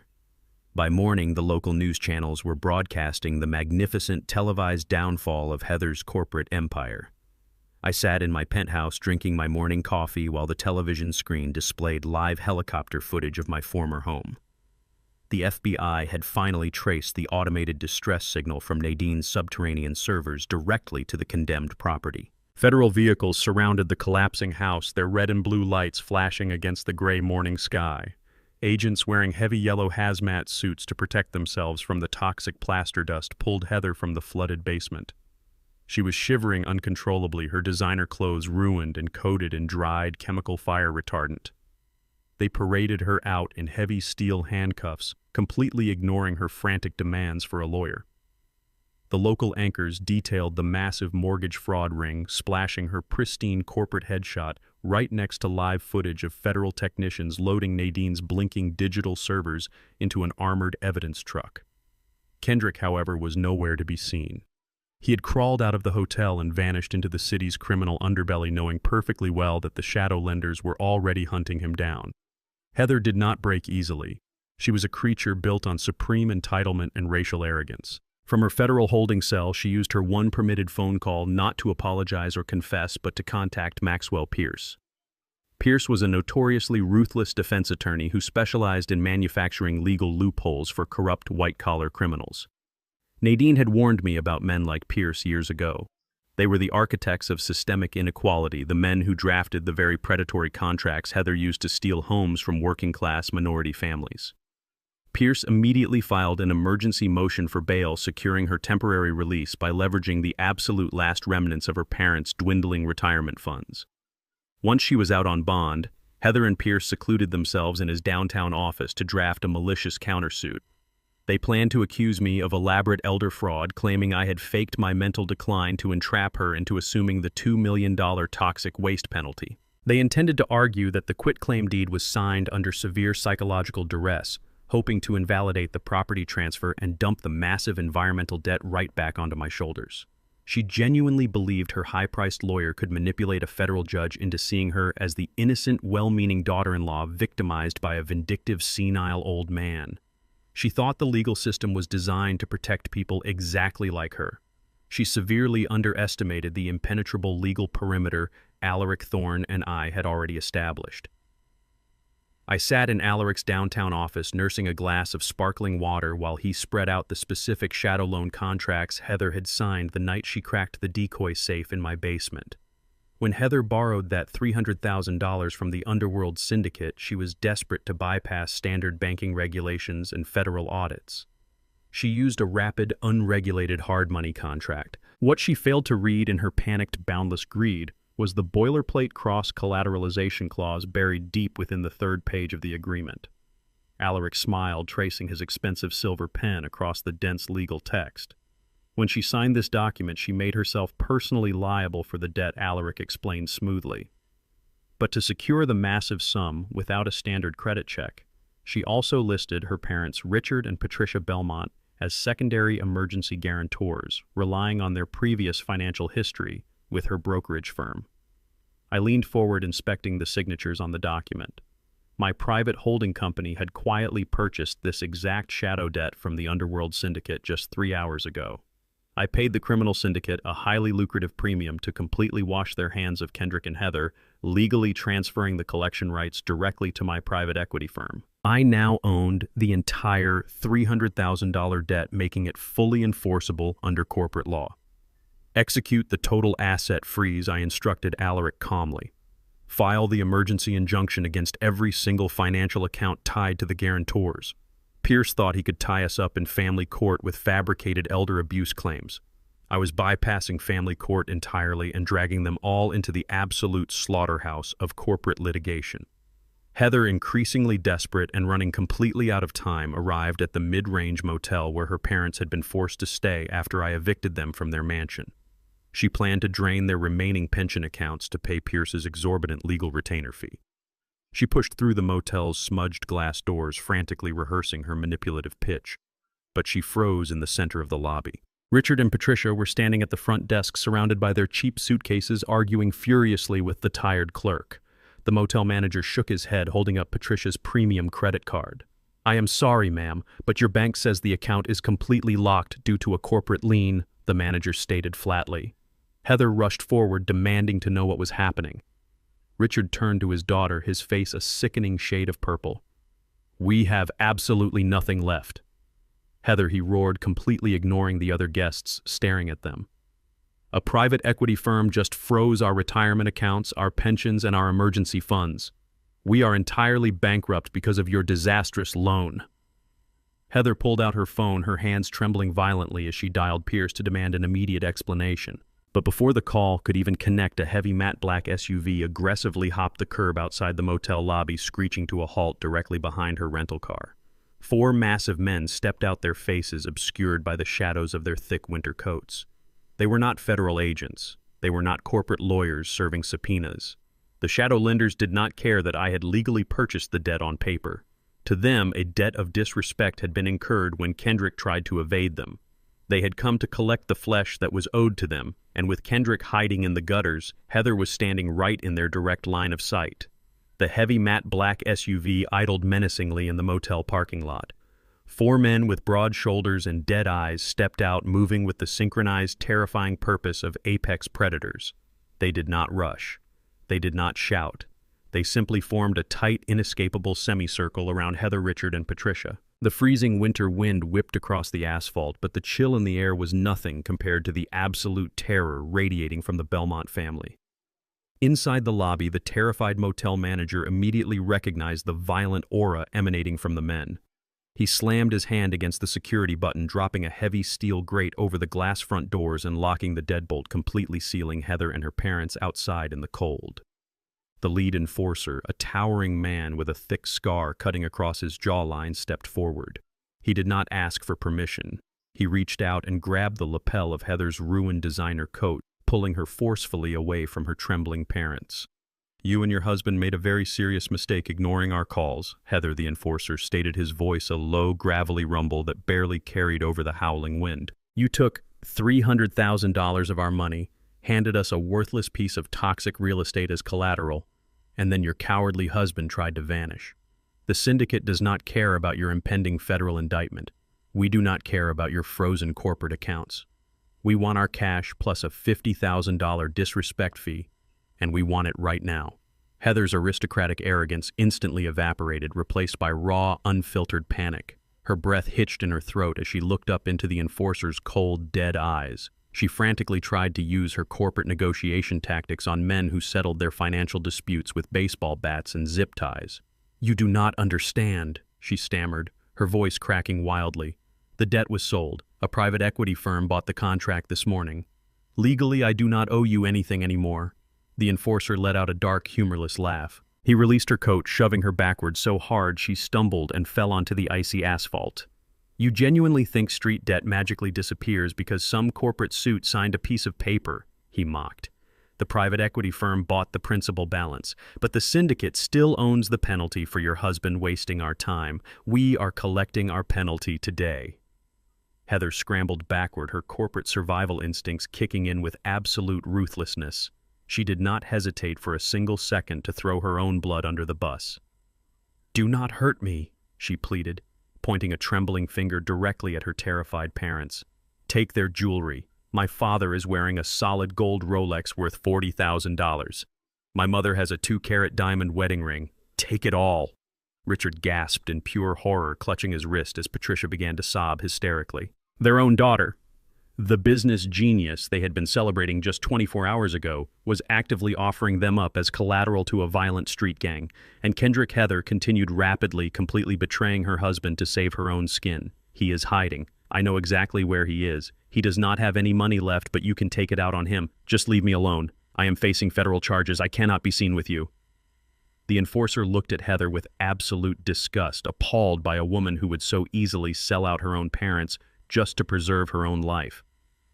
I watched the entire pathetic exchange from the absolute security of my penthouse. Alaric Thorne had arranged a discreet private security team to monitor the motel, piping a heavily encrypted high-definition audio and video feed directly to my laptop. The men in the parking lot were indeed from the underworld syndicate, but they were no longer operating on their own accord. When I purchased Heather's shadow debt earlier that morning, I did not just buy the paper contract. I paid the syndicate boss a highly lucrative premium to permanently transfer their enforcement services directly to my payroll. I was the one pulling the strings. The men in the parking lot worked exclusively for me now. I pulled out my secure phone and dialed the lead enforcer's direct number.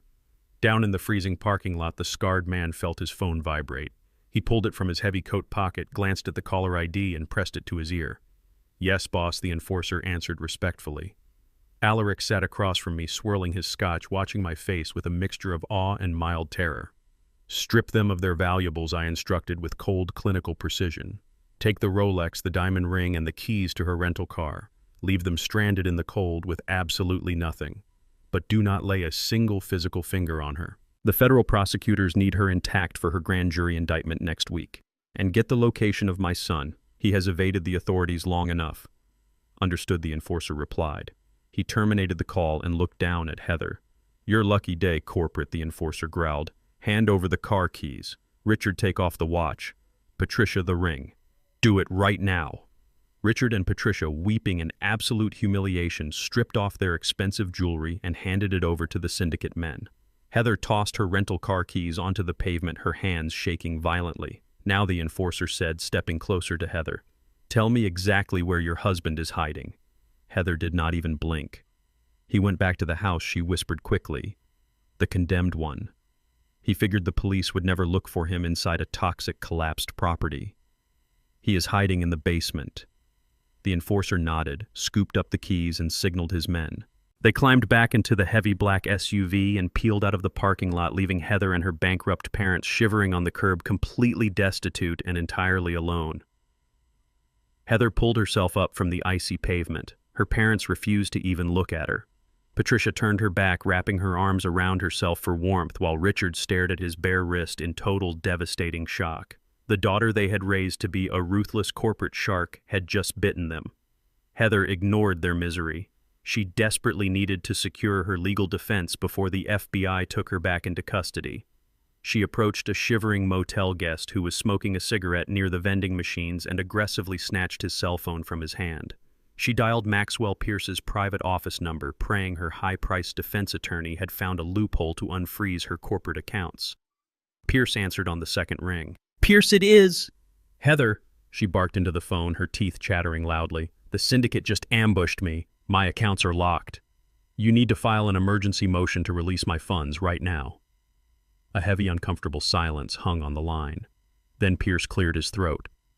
"I am afraid I cannot do that, Heather. I just received a formal notification from the federal prosecutors. Your case has been designated as a massive racketeering enterprise. Every single dollar you have ever earned is permanently frozen under federal forfeiture laws. Your retainer check bounced this morning. I am officially dropping you as a client. I do not work for free." Heather gasped, her eyes widening in sheer terror. "You cannot do this. You are my lawyer." "Not anymore," Pierce replied coldly. "Good luck with the FBI, Heather." He hung up, leaving her listening to the dead dial tone. She dropped the borrowed phone, collapsing against the brick wall of the motel. Meanwhile, miles away in the freezing, flooded basement of my former home, Kendrick was curled into a tight ball, hiding behind the collapsed brick column. He had nowhere else to go. He was shivering violently, clutching a broken piece of drywall for protection. Suddenly, the heavy wooden door at the top of the basement stairs groaned open. Heavy, synchronized footsteps echoed down the wooden steps. The beam of a high-powered tactical flashlight cut through the darkness, blinding him completely. Kendrick scrambled backward into the icy water, screaming in terror as the 4 syndicate enforcers descended into the basement, fully prepared to collect the debt his wife had just passed directly onto his shoulders. The tactical flashlight pinned Kendrick against the damp concrete wall. He scrambled backward until his spine hit the collapsed brick column, the freezing water soaking through his clothes. He threw his hands over his face, sobbing hysterically, begging the syndicate men not to kill him. The scarred enforcer stepped forward, his heavy boots splashing loudly in the flooded basement. He did not raise a baseball bat. He did not draw a weapon. Instead, he reached into his heavy canvas coat and pulled out a high-definition digital camera. My instructions to the syndicate were absolute. I did not want my son physically destroyed. I wanted him legally, financially, and morally dismantled. The enforcer kicked Kendrick's shin just hard enough to demand his undivided attention. "Look directly at the lens," the enforcer commanded, his voice echoing in the dark cavern.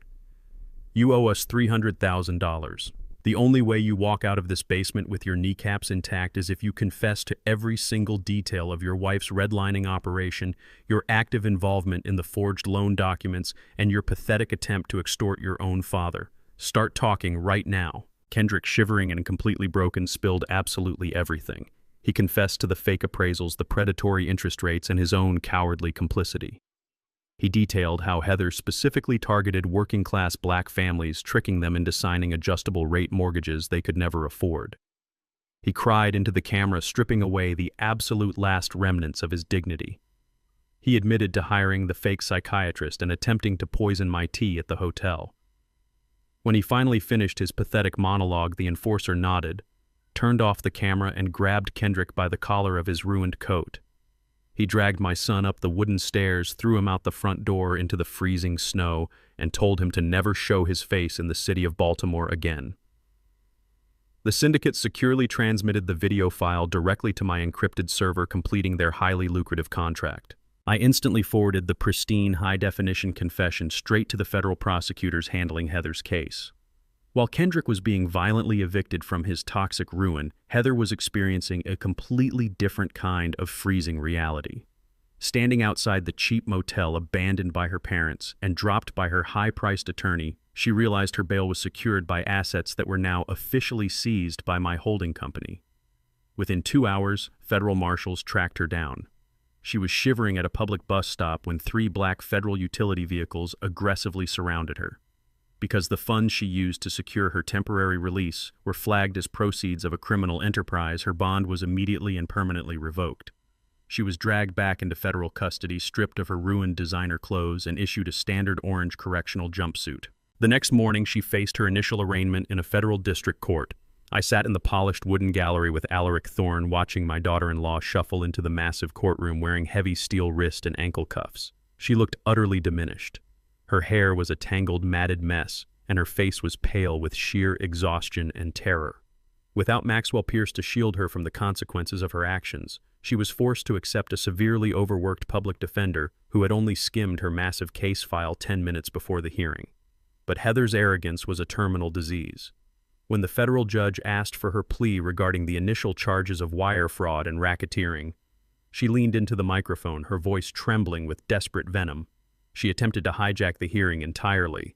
Not guilty. She practically screamed, the sound echoing harshly off the mahogany walls. And I demand to file criminal charges against my father-in-law, Eugene Hayes. He is sitting right there in the gallery. He faked a mental decline to force me into assuming a $2 million environmental debt. He bought my underworld loans to freeze my accounts. He is the real criminal here. He trapped me. The federal judge, a stern woman with absolutely zero tolerance for courtroom theatrics, slammed her heavy wooden gavel. The sharp crack instantly silenced the room.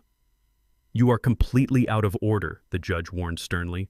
Your public defender frantically tried to pull Heather away from the microphone, but she refused to yield. She pointed her shackled hands directly at me, her eyes wide with manic desperation. "He orchestrated all of this," she shrieked. "He tricked me into signing the quitclaim deed. It is elder fraud in reverse." Alaric Thorne simply stood up from the gallery, buttoned his tailored suit jacket, and approached the partition. With the court's permission, Alaric stated in a calm, deeply authoritative voice, "I represent Mr. Eugene Hayes. My client is a retired longshoreman. The defendant voluntarily procured a psychiatric evaluation attempting to declare my client legally incompetent. We have sworn affidavits from her own hired medical professional stating that she orchestrated the power of attorney documents. Furthermore, my client legally transferred his property to his son and daughter-in-law through a standard quitclaim deed, which they eagerly accepted and immediately leveraged for an unregulated shadow loan.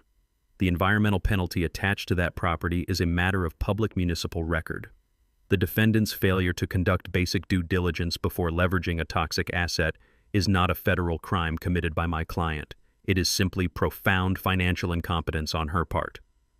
The judge adjusted her glasses, looking down at Heather with absolute, unfiltered disdain. "The court entirely agrees," the judge stated coldly. "Miss Belmont, you are currently facing 20 counts of federal racketeering. Attempting to blame your catastrophic real estate decisions on the man you were actively trying to defraud will not earn you a single ounce of sympathy in this courtroom." The judge formally denied bail, citing Heather as an extreme flight risk given her husband's disappearance and her deep connections to underworld lenders. Heather slumped back into her wooden chair, her entire body shaking as the federal marshals moved in to escort her back to the holding cells. But her nightmare was not even close to being over. As they pulled her to her feet, the lead federal prosecutor approached the bench with a thick, newly printed dossier. "Your Honor," the prosecutor announced, his voice ringing with absolute finality, "the state would like to formally enter a superseding indictment. Based on the digital evidence recovered from the subterranean servers at the condemned property and a newly acquired video confession from the defendant's husband, we are expanding the scope of this prosecution. We have identified over 200 minority families who were systematically defrauded by the defendant's brokerage firm." The gallery erupted in a low murmur of shock. Heather's eyes widened in sheer terror as she looked at the prosecutor. I watched her realize the true magnitude of what Nadine and I had built. Alaric Thorne had not just frozen her accounts. He had used my anonymous holding companies to fully fund a massive class action lawsuit on behalf of every single family Heather had ever evicted. The federal government was not just going to put her in a concrete cell. They were going to liquidate every single asset she, her firm, and her parents had ever touched to provide full financial restitution to her victims. Heather locked eyes with me from across the courtroom as the marshals dragged her toward the heavy wooden doors. I did not smile.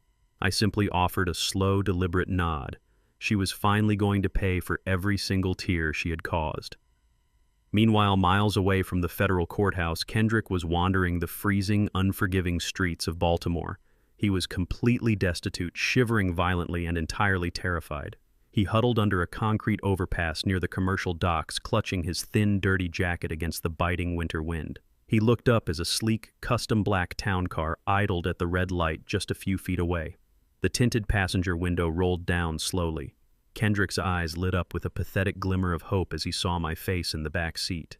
He stumbled forward, reaching out his freezing hands, his mouth forming the word, "Dad." But the traffic light turned green. The window rolled up smoothly, sealing me inside the warm, luxurious cabin. The driver accelerated away, leaving my son alone in the cold, toxic wasteland he had actively chosen over his own family. The cold, sterile walls of the federal detention center did not completely extinguish Heather's venom. Stripped of her designer wardrobe and her corporate title, she was forced to wear a standard-issue orange jumpsuit that hung loosely on her frame. But a predator backed into a corner will always bare its teeth. She sat in the bleak, fluorescent-lit visitation room, her hands bound to the metal table, staring intensely at the man sitting across from her. His name was Gideon Croft. He was not a standard corporate defense attorney. He was a ruthless legal fixer who specialized in defending high-level cartel bosses and organized crime syndicates.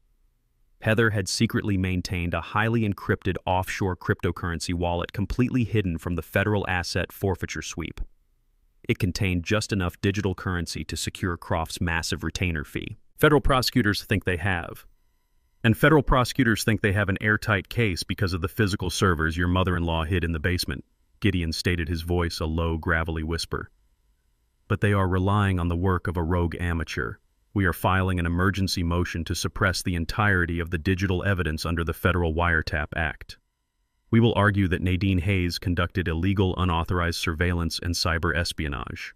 Under the legal doctrine of the fruit of the poisonous tree, if we prove she obtained that data illegally, every single piece of evidence on those servers becomes completely inadmissible in a court of law.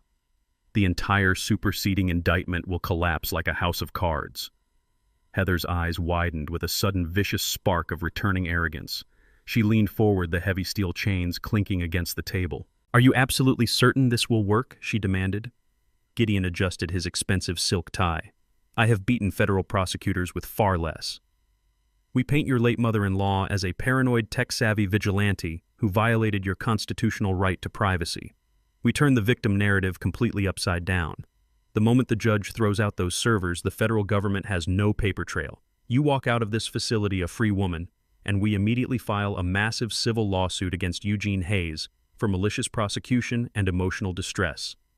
I will take his penthouse, his holding companies, and every single dime he has left." Heather smiled. It was a wicked, predatory grin. She actually believed she had found the ultimate loophole to escape the slaughterhouse.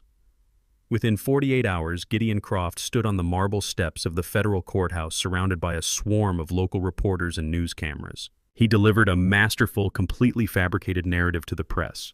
He painted Heather as a hard-working businesswoman who was being viciously framed by a wealthy, manipulative father-in-law. He loudly accused my deceased wife of committing federal cybercrimes to manufacture a false case. I watched his theatrical press conference from the massive flat-screen television in my penthouse living room. Alaric Thorne sat in the leather armchair across from me, casually sipping a glass of imported sparkling water. He did not look worried. He looked genuinely amused.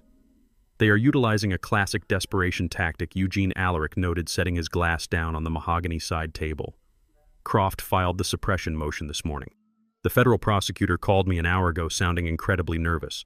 If a judge agrees that Nadine bypassed digital security protocols to steal the data, the entire case gets thrown out. Croft is a bottom feeder, but he is a highly effective bottom feeder." I turned off the television, plunging the living room into quiet stillness. I walked over to the floor-to-ceiling window, looking down at the bustling Baltimore streets. Gideon Croft fundamentally misunderstood who he was dealing with.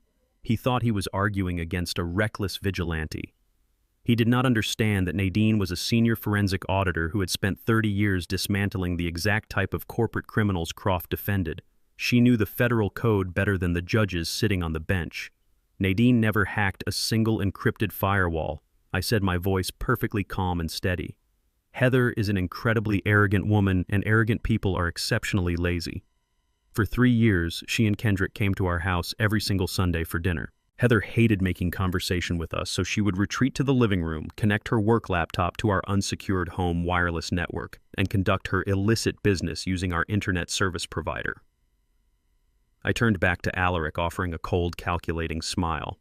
Nadine legally owned the network router.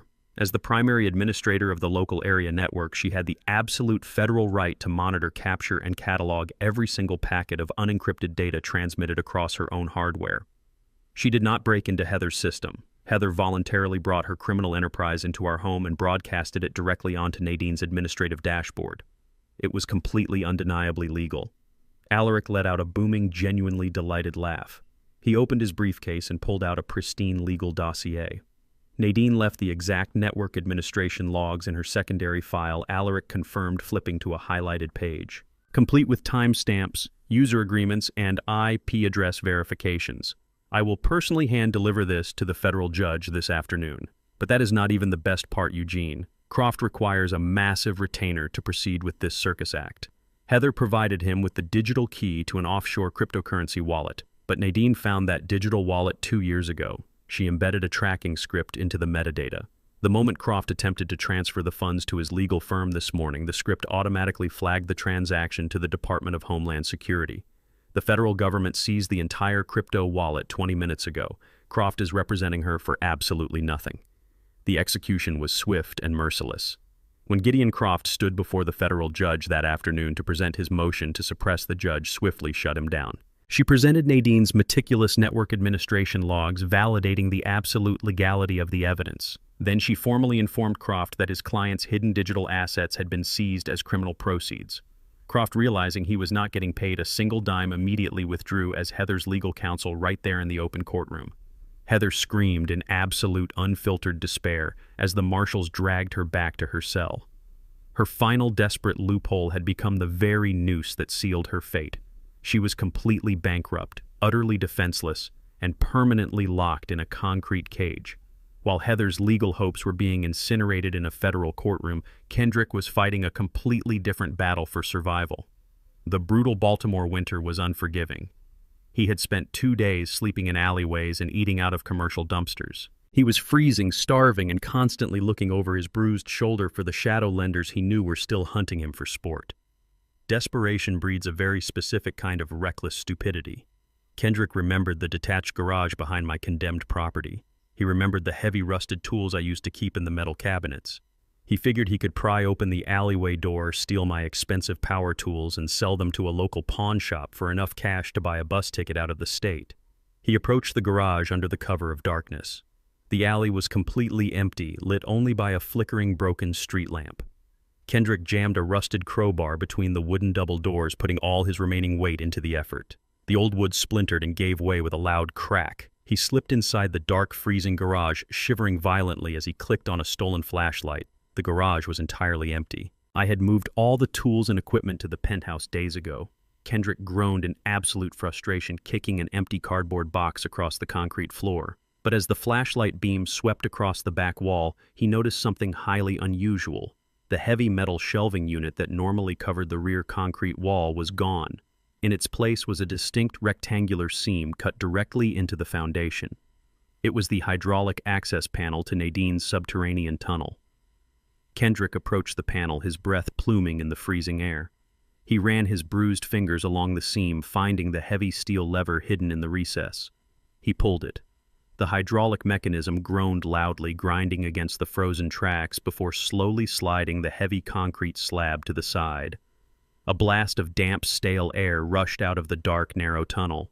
Kendrick stared into the abyss, completely shocked. He had lived in this house his entire childhood, and never once suspected a secret passageway existed right beneath his feet. He stepped into the tunnel, pulling his thin jacket tight around his shivering shoulders, completely unaware that he had just tripped a silent infrared perimeter alarm wired directly to my encrypted network. In my penthouse, a bright red notification flashed across my tablet screen. Perimeter breach detected. Garage egress protocol. I watched the night vision camera feed as my son crept slowly down the subterranean tunnel, heading directly toward the flooded, toxic ruin of the basement. He was walking willingly back into the exact slaughterhouse he had barely escaped 2 nights ago. I set my coffee cup down and picked up my heavy wool overcoat. I did not call the police. I did not call the syndicate enforcers. It was finally time to confront the boy I had raised. I signaled my private driver, instructing him to head toward the condemned property. I was going to meet my son in the dark. Kendrick navigated the pitch-black darkness of the subterranean tunnel, dragging his frozen hands along the damp, reinforced concrete walls. The air was thick, suffocating, and smelled heavily of old earth and industrial runoff. He shivered violently, his thin jacket completely inadequate against the biting cold of the underground passage. Halfway through the narrow corridor, a low mechanical grinding sound echoed behind him. Kendrick spun around his stolen flashlight, trembling wildly. The heavy hydraulic access panel in the garage was sliding shut on its automated tracks. It closed with a heavy final thud, perfectly sealing the tunnel. Kendrick scrambled back, pressing his bruised hands against the solid concrete slab, but there was no internal lever to release the mechanism. Nadine had designed the secondary egress as a one-way escape route. Once the exterior panel engaged, the tunnel was permanently sealed from the outside. Kendrick was completely trapped. With no other option, he turned and waded forward, finally stepping out into the flooded, toxic ruin of the main basement. The flashlight beams swept across the collapsed brick column, the sagging overhead joists, and the thick puddles of dried chemical fire retardant. He moved frantically toward the center of the room where the decoy safe still sat, desperately hoping Heather had missed something. He kicked aside a piece of shattered drywall, groaning in sheer frustration as he found absolutely nothing but wet concrete and broken plaster. Then the overhead lights suddenly flickered to life. Kendrick dropped his flashlight with a loud splash. He spun around, his eyes wide with unadulterated terror, fully expecting to see the heavily scarred faces of the Underworld Syndicate enforcers. Instead, he saw me. I stood at the base of the wooden stairs, perfectly illuminated by the harsh glare of the single industrial bulb I had just switched on from the main breaker box. I wore a heavy custom-tailored wool overcoat and leather driving gloves, looking completely impervious to the freezing temperature of the condemned cellar. Kendrick stared at me, his jaw trembling, his bruised face a mask of absolute shock. He had expected to find an abandoned, decaying ruin, not the father he had actively tried to destroy. Dad Kendrick choked out his voice, a pathetic, raspy whisper. "What are you doing down here?" I stepped off the wooden stairs onto a dry patch of concrete, keeping my distance. "I came to see what a rat does when it realizes the ship is already at the bottom of the ocean," I replied smoothly, my voice echoing off the damp walls. Kendrick immediately fell back into his deeply ingrained patterns of manipulation. He took a stumbling step forward, wrapping his arms around himself, playing the role of the helpless, victimized child. "You have to help me, Dad," he pleaded, tears welling in his bloodshot eyes. "Heather ruined me. She lied to me about the business. She forged my signature on those shadow loans. I did not know she was going to lock you out or try to declare you mentally incompetent. She manipulated both of us. We are victims." I looked at the 35-year-old man standing in the toxic water. 30 years ago, I caught a 5-year-old Kendrick stealing cash from Nadine's purse. Instead of punishing him with anger, I sat him down and explained the value of hard work. I took him to the docks the very next day. I let him watch me haul heavy steel chains until my hands physically bled, showing him exactly what it cost to put food on our table. He cried that day, promising he would never steal again. But he never actually learned the lesson. He just learned how to hide his theft behind corporate suits and real estate contracts. "You poured a lethal narcotic into my tea." "Kendrick," I stated, my voice completely devoid of any paternal sympathy. "You watched me lift that porcelain cup to my mouth, entirely prepared to step over my dead body to claim a financial inheritance. Heather did not force you to do that. The syndicate did not force you to do that. You made that murderous choice completely on your own." Kendrick's pathetic facade instantly crumbled. His tears dried up, replaced by a desperate feral hostility. He pointed a trembling finger at my expensive overcoat. "You set us up," he snarled, his voice rising into an aggressive shout. "You knew about the environmental penalty. You deliberately signed that quitclaim deed knowing it would financially bury us. You drove Heather into a federal prison and left me to get slaughtered by the underworld. You planned this entire disaster. I did not set you up, Kendrick. I simply stepped out of your way and let your own boundless greed do the heavy lifting," I replied calmly. "You wanted the house. I gave you the house. You wanted to manage the portfolio. I let you manage it. You built your own gallows, you tied the noose, and you jumped. I just refused to be your safety net." Kendrick looked around the ruined basement, his chest heaving heavily. He was completely cornered. The tunnel behind him was an impenetrable dead end leading to an empty garage. The stairs in front of him were blocked by my presence. He stared at the heavy gold watch on my wrist, and then his eyes shifted to the electronic key fob dangling from my gloved hand. The keys to the armored town car idling in the street above. His survival instincts entirely overrode his remaining shreds of sanity. He reached into his soaked jacket pocket and pulled out a jagged, rusted piece of metal pipe he had scavenged from the alleyway. "Give me the keys," Dad Kendrick demanded, raising the rusted weapon toward my face. "I am not dying in this freezing hole. Toss the keys on the ground and step away from the stairs. Do not make me hurt you." I did not move a single inch. I looked at the jagged metal in his trembling hand and let out a low, humorless laugh. "You genuinely think you can overpower a man who spent 40 years loading commercial freight by hand?" I asked softly. "You cannot even hold your arm steady, Kendrick. You are shivering too hard to land a strike." With a guttural, desperate scream, Kendrick lunged forward. He splashed wildly through the freezing water, thrusting the rusted metal pipe directly toward my chest.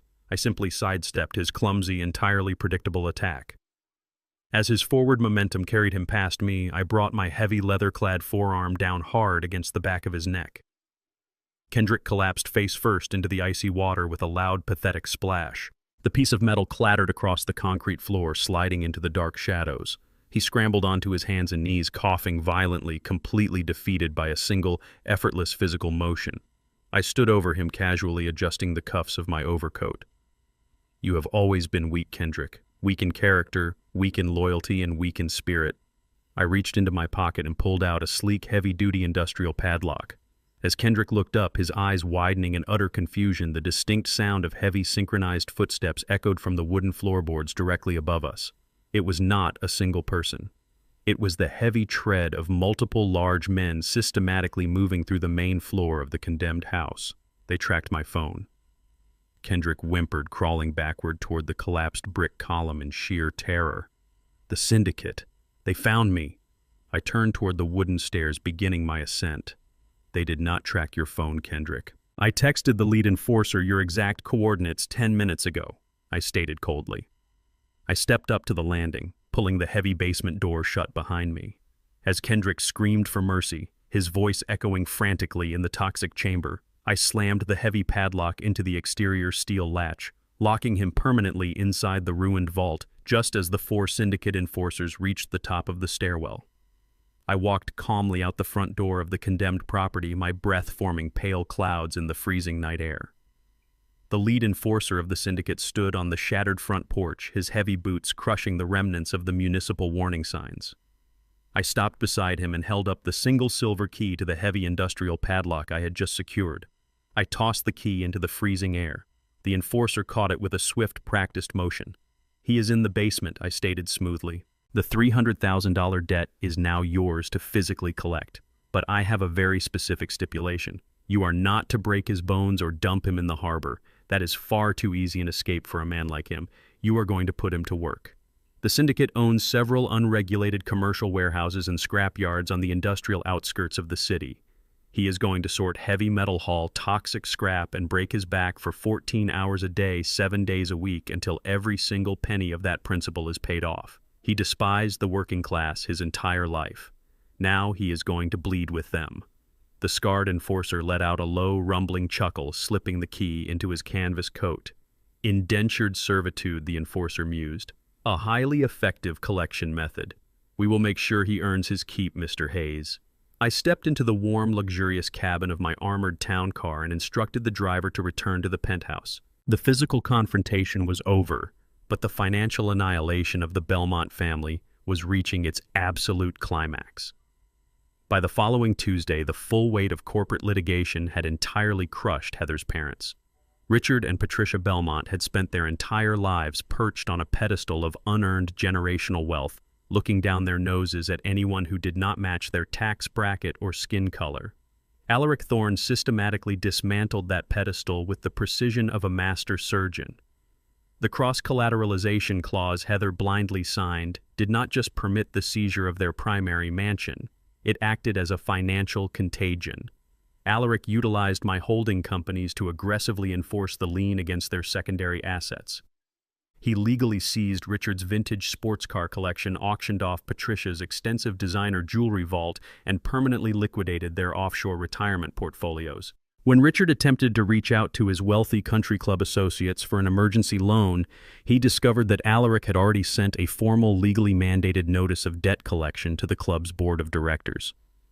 Richard and Patricia were publicly stripped of their elite memberships, utterly humiliated in front of the exact high society peers they had spent decades trying to impress. They were entirely blacklisted from the financial community. Within a week, the former corporate executive and his arrogant wife were reduced to sleeping on thin cots in a crowded municipal shelter on the east side of Baltimore, standing in line for powdered eggs and stale bread. They were forced to inhabit the exact world of poverty they had ruthlessly mocked. While her parents were experiencing the bitter taste of absolute destitution, Heather was fighting a losing battle against profound isolation. The federal detention center was a brutal, unforgiving ecosystem. Stripped of her makeup, her power suits, and her aggressive corporate authority, she was just another inmate wearing an oversized orange jumpsuit. She spent her days pacing her narrow concrete cell, her mind frantically searching for a single remaining loophole. She had completely alienated her parents. She had thrown her husband to the wolves. She was entirely alone. But the true scope of her nightmare had not fully materialized until she received an official visitor on a bleak Thursday afternoon. She walked into the harsh fluorescent-lit visitation room, expecting to see a court-appointed public defender. Instead, Alaric Thorne sat at the metal table wearing an immaculate bespoke suit and holding a thick, pristine legal binder.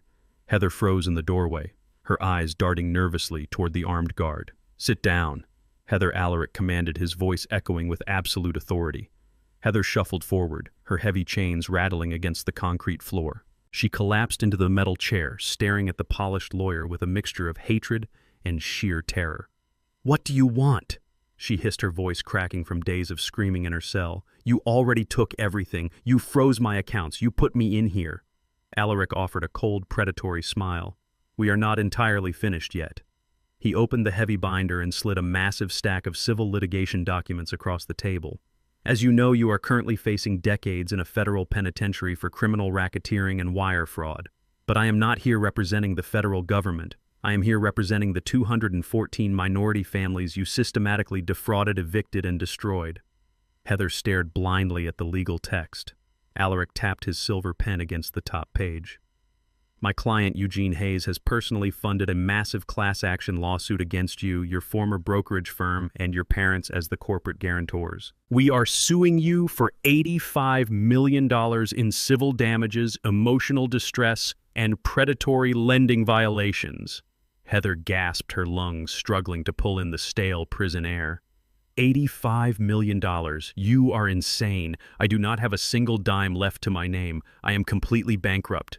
Alaric leaned forward, his eyes locking onto hers with unyielding intensity. "We are perfectly aware of your current financial insolvency, Heather. We are not suing you to collect liquid cash right now. We are suing you to secure a permanent, inescapable lifetime judgment. Once the federal judge awards us this massive civil victory, it attaches directly to your Social Security number until the day you die. If you ever manage to get out of federal prison, if you ever earn a single paycheck, inherit a single dollar, or attempt to buy a single piece of property, our judgment automatically garnishes it. You will never own a home.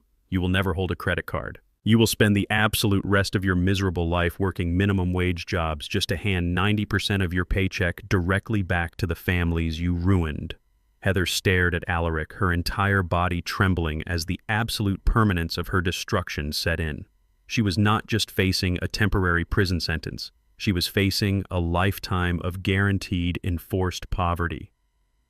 "Eugene Hayes sends his regards," Alaric stated smoothly, snapping the heavy binder shut.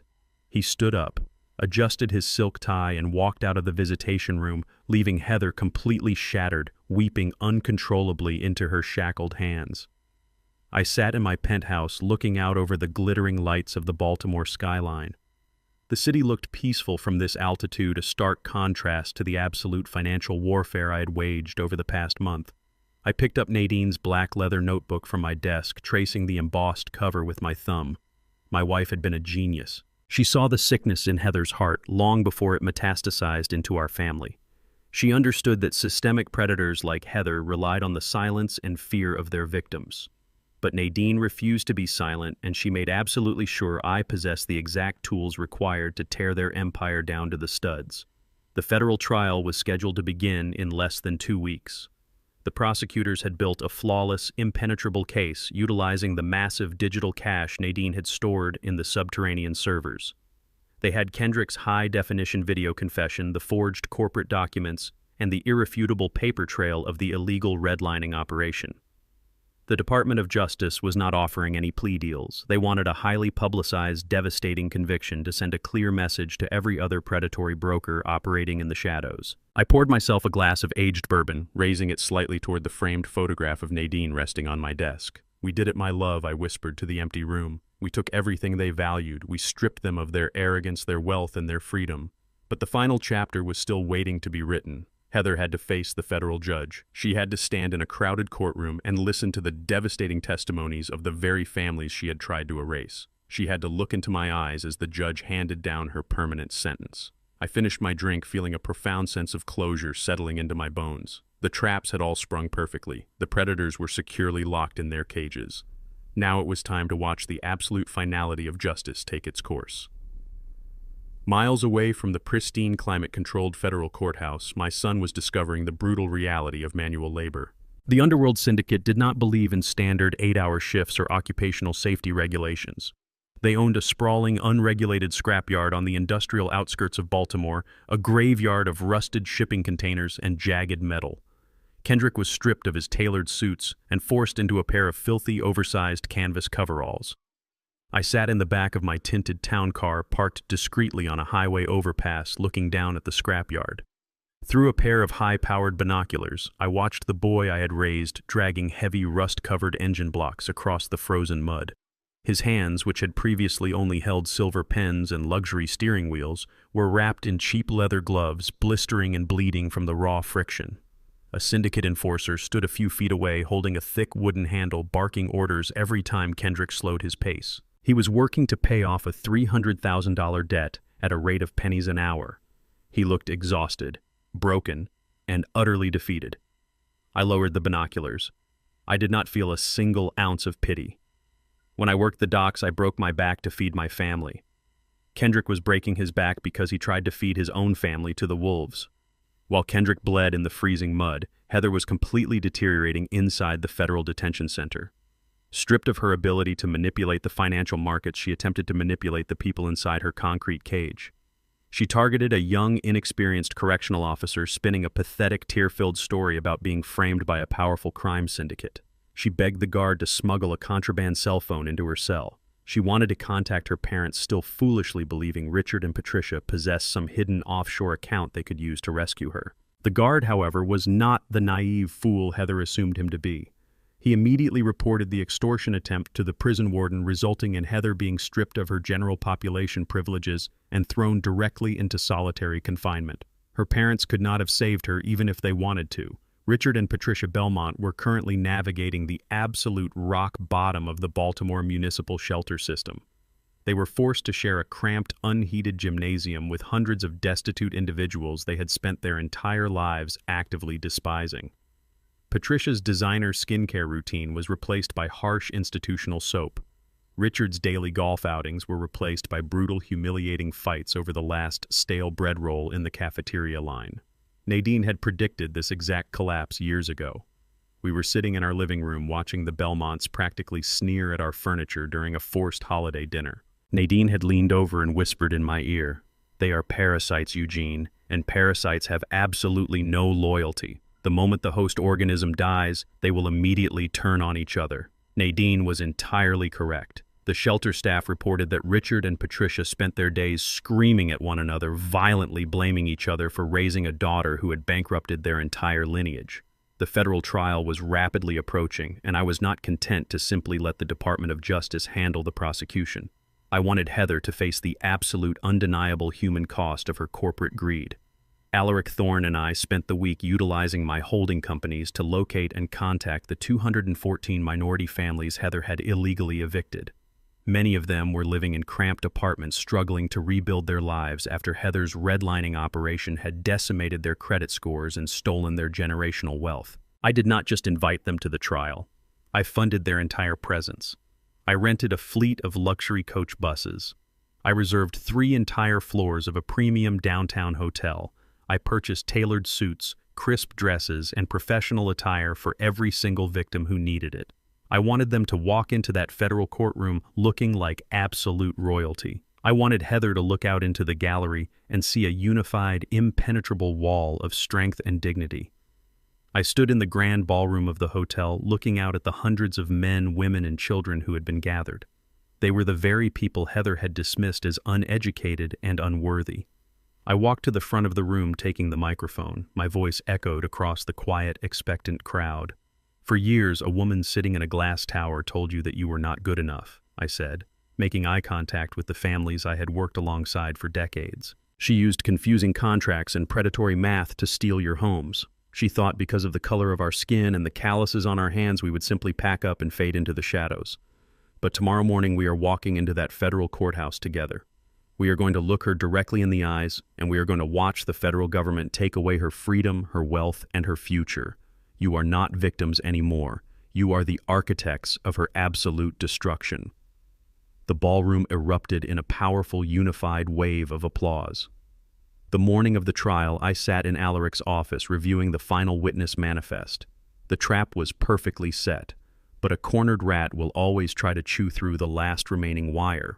Alaric's private office line rang. He answered it, listening intently for a few moments before a deep, highly amused frown settled onto his face. He disconnected the call and looked across the mahogany desk at me. "That was the lead federal prosecutor," Alaric stated smoothly. "Heather is making one final, completely unhinged play. She requested an emergency meeting with the Department of Justice this morning before the jury selection begins." I leaned back in my leather chair, narrowing my eyes. "What exactly is she offering them?" Alaric chuckled a dark, rich sound. "She claims she has the identity of the mysterious private equity firm that bought her underworld debt. She told the prosecutors that her father-in-law, Eugene Hayes, is actually the secret kingpin of a massive criminal syndicate. She is offering to testify against you, claiming you masterminded the entire redlining operation and forced her to execute the fraudulent loans under the threat of violence. She thinks she can secure a plea deal by handing them the head of a major crime boss." I stood up, adjusting the cuffs of my pristine white shirt. "She is attempting to weaponize the federal government against the very man who handed them her entire case on a silver platter." I picked up my heavy wool overcoat. "Let us go to the courthouse, Alaric. I want to be in the room when the federal prosecutors politely explain to her exactly who actually owns the evidence they are about to bury her with." The federal courthouse in downtown Baltimore was a monolithic structure of white marble and reinforced glass. Alaric Thorne and I bypassed the crowded public entrance, utilizing his specialized credentials to access the secure administrative corridors. The lead federal prosecutor, a sharp-featured man named Harrison, met us outside a heavily soundproofed interrogation room. He offered a firm, respectful handshake. "She has been spinning her fabricated narrative for the past 20 minutes, Harrison explained, gesturing toward the heavy steel door. I stepped into the adjacent observation room, standing behind the thick two-way mirror. Heather sat at the metal table inside the interrogation room, flanked by 2 armed federal marshals. She looked absolutely wretched in her oversized orange jumpsuit, her hair slick with grease, her face gaunt and pale. Yet despite her pathetic physical state, her eyes still burned with that toxic, arrogant desperation. She was actively leaning across the table, speaking frantically to a junior prosecutor, completely unaware that I was standing mere inches away watching her dig her own grave. "I am telling you the absolute truth," Heather pleaded, her voice cracking as she desperately tried to weave her web of lies. "Eugene Hayes is not a retired dock worker. He is the head of a massive, violent underground syndicate. He orchestrated the entire redlining operation. He forced me to sign those predatory loans to launder his dirty money. When I tried to back out, he hired a shadow crew to terrorize me. He bought my private debts just to maintain absolute control over my life. He trapped me in a toxic, condemned house and nearly burned me alive. You need to grant me full federal immunity, and I will testify against him in open court. I will hand you the biggest organized crime boss on the Eastern Seaboard." The junior prosecutor took a slow, deliberate sip of his coffee, his face a perfect mask of professional indifference. He glanced down at the pristine, meticulously organized Operation Redline dossier resting on the table. It was the exact file I had anonymously transmitted to the FBI days ago. Miss Belmont, the prosecutor stated calmly, "Your narrative is incredibly dramatic. However, it completely contradicts the overwhelming mountain of forensic data we have already verified. The digital footprint on these forged loan applications traces directly back to your personal executive terminal. The offshore accounts receiving the illicit funds are registered to your maiden name. There is absolutely zero evidence linking your father-in-law to any criminal enterprise." Heather slammed her shackled hands against the metal table, the heavy steel chains rattling loudly. "Because he is a ghost!" she shrieked, her voice echoing wildly off the concrete walls. "He hides behind shell companies and blind trusts. He is a financial predator. You have to believe me." I had heard enough. I pushed open the heavy steel door connecting the observation room to the interrogation chamber and stepped inside, followed closely by Alaric Thorne and lead prosecutor Harrison. Heather instantly froze. Her frantic shrieking died in her throat. The remaining color drained completely from her face as she stared at me, standing in my impeccably tailored suit, radiating absolute unshakable authority. She shrank back into her metal chair, her eyes darting between me and the federal prosecutors in sheer, unadulterated panic. "Hello, Heather," I said, my voice smooth and perfectly level. "I heard you were looking for the mastermind who dismantled your empire. I figured I would save you the trouble of searching." Heather opened and closed her mouth, but no sound came out. Prosecutor Harrison stepped forward, placing his hands flat on the metal table. "Miss Belmont, allow me to clarify your current reality," Harrison announced coldly. "Eugene Hayes is not a cartel boss. He is a highly respected, legally vetted, cooperating witness for the Department of Justice. He is the exact individual who voluntarily provided us with the fully decrypted servers containing your entire criminal history. His wealth is entirely legitimate, securely managed by lawful entities, and completely untouchable. The only predator in this room is you." Heather stared at me, her chest heaving violently as the absolute finality of her situation crashed down upon her. She looked at Alaric Thorne, who offered her a polite, mocking nod, and then back to me. "You set this all up," she whispered, her voice hollow and defeated. "You and that dead wife of yours. You ruined me." I stepped closer to the table, looking down at the woman who had tried to erase my family. "Nadine and I did not ruin you, Heather. We simply handed you a shovel and let you dig your own grave. You thought you could target working-class black families because you believed we were uneducated and powerless. You assumed your corporate title and your skin color gave you the absolute right to strip generational wealth from my community. You looked at my calloused hands and assumed I lacked the intellect to stop you. You were wrong. And now you are going to spend the rest of your natural life locked in a concrete box, paying back every single penny you stole from the people you looked down upon." Heather completely snapped. The final fragile thread of her sanity severed under the crushing weight of my words. She lunged across the metal table, her shackled hands clawing desperately toward my throat. She screamed a guttural, feral sound of absolute despair and raw, unfiltered hatred. I did not even flinch. The two federal marshals reacted instantly, grabbing her by the shoulders and slamming her violently back into her metal chair. She thrashed wildly against their grip, sobbing hysterically, completely reduced to a broken feral animal stripped of all her artificial superiority. "I am going to kill you," she shrieked, spit flying from her lips as the marshals restrained her arms. "You are nothing but a filthy dock worker. You are nothing. Take her back to her cell," Harrison ordered, his voice dripping with absolute disgust. "We will see you in court tomorrow morning, Miss Belmont." The marshals dragged her out of the interrogation room, her heels dragging against the linoleum floor. Her screams echoed down the sterile corridor until they were finally muffled by a heavy steel security door clicking shut. I adjusted my overcoat, feeling a profound sense of satisfaction. The final lie had been exposed and destroyed. She had absolutely nothing left to hide behind. The federal prosecutors thanked me for my time, assuring Alaric that her violent outburst had just been formally added to her escalating list of charges. As Alaric and I walked out of the federal courthouse, my phone vibrated in my pocket with a secure message from the Underworld Syndicate. It was a brief, high-definition video attachment. I opened it as I stepped into the warm leather back seat of my town car. The grainy footage showed Kendrick standing in the freezing, mud-soaked scrapyard. The sky was dark, lit only by harsh industrial floodlights. He was holding a heavy steel chain attached to a rusted engine block, his hands wrapped in bloody, tattered canvas gloves. He looked directly into the camera, his face smeared with grease and absolute soul-crushing misery. He was shivering, his breath pluming in the icy air.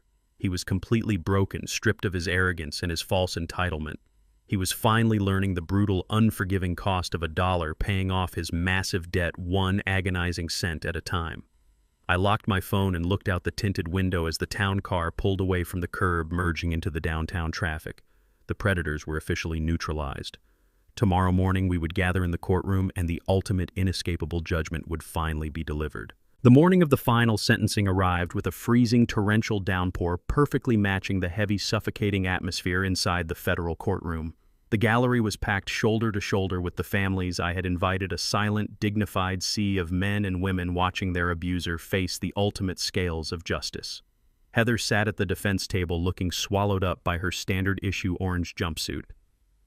Yet despite her utter humiliation the day before, a sickening, delusional glimmer of her old arrogance had somehow returned to her hollow eyes. Her newly appointed public defender was nervously shuffling through a stack of desperate last-minute legal motions. Heather actually believed she had found one final microscopic loophole buried within the federal elder abuse statutes. She whispered aggressively to her exhausted lawyer, glaring back at me with a venomous, defiant smirk. She genuinely thought that because I was definitively proven to be a wealthy, highly competent man who voluntarily signed the quitclaim deed, the state could not legally classify me as a vulnerable, exploited senior citizen. She believed that dismantling the specific elder abuse enhancement charge would create a domino effect, forcing the federal judge to reduce her mandatory racketeering sentence to a mere slap on the wrist. She was still trying to play three-dimensional chess on a board that Nadine and I had already flipped over and set completely on fire. She stood up when the judge entered the room, holding her chin high, completely convinced that her inherent privilege and corporate background would miraculously save her from a concrete cell. The federal judge took her high-backed leather seat, adjusting her heavy robes before looking down at the defense table with absolute piercing authority. Before the final sentencing could be pronounced, the judge permitted Alaric Thorne to approach the bench to submit one final piece of classified evidence for the permanent public record. Alaric carried the heavy black leather notebook that had initiated this entire execution. He set it gently on the wooden podium. "Your Honor," Alaric stated, his voice carrying clearly and powerfully across the silent courtroom. "The defense has repeatedly questioned the origin of the $500,000 recovered from my client's secure subterranean vault. They have maliciously attempted to paint it as illicit, untaxed funds. Today we are officially declassifying its true purpose." I looked out into the crowded gallery at the hundreds of faces watching intently. That $500,000 in crisp $100 bills was never my personal retirement savings. It was Nadine's final, most brilliant masterpiece.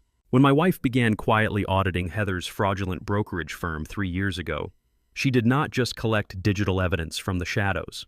Nadine actively reached out to the local community leaders, the pastors, and the exact minority families Heather had illegally foreclosed upon. She organized a massive underground shadow cooperative. That $500,000 was a meticulously managed legal restitution fund gathered penny by penny from the community, secured by Nadine to finance this exact class action lawsuit. It was not hidden personal wealth. It was a community war chest. Nadine knew that fighting a corrupt, entrenched corporate entity required massive liquid capital to secure top-tier legal representation and completely bypass the compromised local courts. She built a financial fortress to ensure that when the time came, Heather's victims would never be silenced by expensive corporate lawyers again. Heather stared at the black notebook on the podium, her jaw dropping as the absolute magnitude of Nadine's genius finally shattered her last remaining delusion. She had not just been outsmarted by a single retired woman. She had been systematically dismantled by an entire community she thought she had erased. The judge opened the black notebook, carefully reviewing the meticulously documented financial ledgers and the attached digital server logs that perfectly corroborated every single fraudulent transaction Heather had ever executed. She closed the book with a heavy, definitive thud that echoed through the room like a gunshot. Heather Belmont, the judge, announced, her voice dripping with absolute judicial fury. You preyed upon the financially vulnerable, weaponized your corporate authority, and actively attempted to destroy your own family to cover your systemic crimes. You tried to use the law as a shield for your profound racial and financial arrogance. Today, the law is your permanent reckoning. The judge did not hesitate for a single fraction of a second. She slammed her wooden gavel down onto the sounding block. I sentence you to 15 years in a maximum security federal penitentiary without the possibility of early parole. In addition, the court approves the massive civil judgment against you. Every asset you, your firm, or your accomplices have ever touched is hereby permanently liquidated for immediate victim restitution. Heather collapsed heavily into her wooden chair, screaming in pure, unfiltered agony as the federal marshals instantly grabbed her arms and hauled her away. Her 15 years of absolute misery had officially begun, but the flawless justice delivered that day extended far beyond Heather's concrete prison cell. Kendrick had completely bankrupted himself trying to survive the violent underworld syndicate. He was forced to officially declare Chapter 7 bankruptcy, standing before a municipal judge as a penniless, utterly broken man. Because of his active complicity in the forged loan documents and his attempted extortion, the court mandated a brutal probation agreement to avoid joining his wife in federal prison. He was ordered to complete 2,000 hours of hard physical community service. Alaric Thorne, utilizing his vast political connections, ensured Kendrick was assigned to a very specific municipal detail. My treacherous son was legally bound to clean the industrial shipping ports, the exact same Baltimore docks where I had broken my back for 40 years to put food on his table. He was forced to wear a bright orange reflective vest, picking up trash and hauling heavy rusted debris in the freezing rain, surrounded by the very working-class men he had spent his entire pathetic life looking down upon. The torrential storm had cleared by the following Sunday morning, leaving the Baltimore air crisp and sharply cold. The sprawling cemetery was completely quiet, save for the gentle rustling of the autumn leaves across the manicured lawns. I stood in front of Nadine's polished granite headstone, wearing a heavy tailored cashmere overcoat that shielded me perfectly from the biting wind. The freshly turned earth from weeks ago had settled, covered now by a soft, vibrant blanket of green grass. I reached into my coat pocket and pulled out a single deep red rose. I knelt down slowly, my aging joints aching slightly in the cold, and laid the vibrant flower resting gently against the engraved gold letters of her name. "We finished the job, Nadine," I whispered into the quiet morning air. "The old house is gone, but the financial foundation you built for our people is stronger than it has ever been. The predators got exactly what they deserved." I stood up, adjusting my collar against the wind. I did not feel the hollow, suffocating grief that had anchored me to this exact spot on the day of her funeral. I felt a profound, unshakable peace radiating through my chest. The brutal war was over, and we had won entirely on our own terms. I turned and walked steadily down the paved pathway toward the massive wrought-iron cemetery gates. My private driver was waiting patiently beside a sleek, immaculate midnight black Rolls-Royce. He opened the heavy rear door for me, offering a highly respectful nod. I slid into the warm, luxurious leather interior, tapping my walking stick gently against the floorboard to signal our departure. The massive engine purred to life, and the luxury vehicle glided smoothly down the coastal highway. As we approached the gray industrial harbor district, I looked out the tinted window. There, walking along the muddy, freezing shoulder of the road, was a man in a filthy, oversized orange safety vest. He was shivering violently in the biting wind, pushing a heavy industrial broom against the wet asphalt, gathering discarded garbage into a cracked plastic bin. I looked at the rearview mirror, watching Kendrick's broken, exhausted reflection shrink smaller and smaller until he completely disappeared into the thick industrial fog. I leaned back into the plush leather seat and closed my eyes. The punishment was absolute. The justice was perfectly final. I had absolutely nothing left to give them, and I had never felt so incredibly free. The ultimate lesson here is about the fatal cost of arrogance and underestimating quiet strength. Heather and Kendrick looked at my calloused hands and steel-toed boots and saw only a simple, uneducated mark. They looked at Nadine and saw a docile housewife. They let their deep prejudice and greed blind them to the brilliant, impenetrable fortress of intellect and resilience we had built over decades. True power does not need to brag in glass towers or wear designer suits. It moves in silence, plans with absolute precision, and strikes with devastating finality. Never mistake someone's quiet humility for weakness. If Eugene and Nadine's brilliant pursuit of justice resonated with you, Make sure to hit the like button, subscribe for more incredible stories, and tell me in the comments how you would have handled Heather and Kendrick.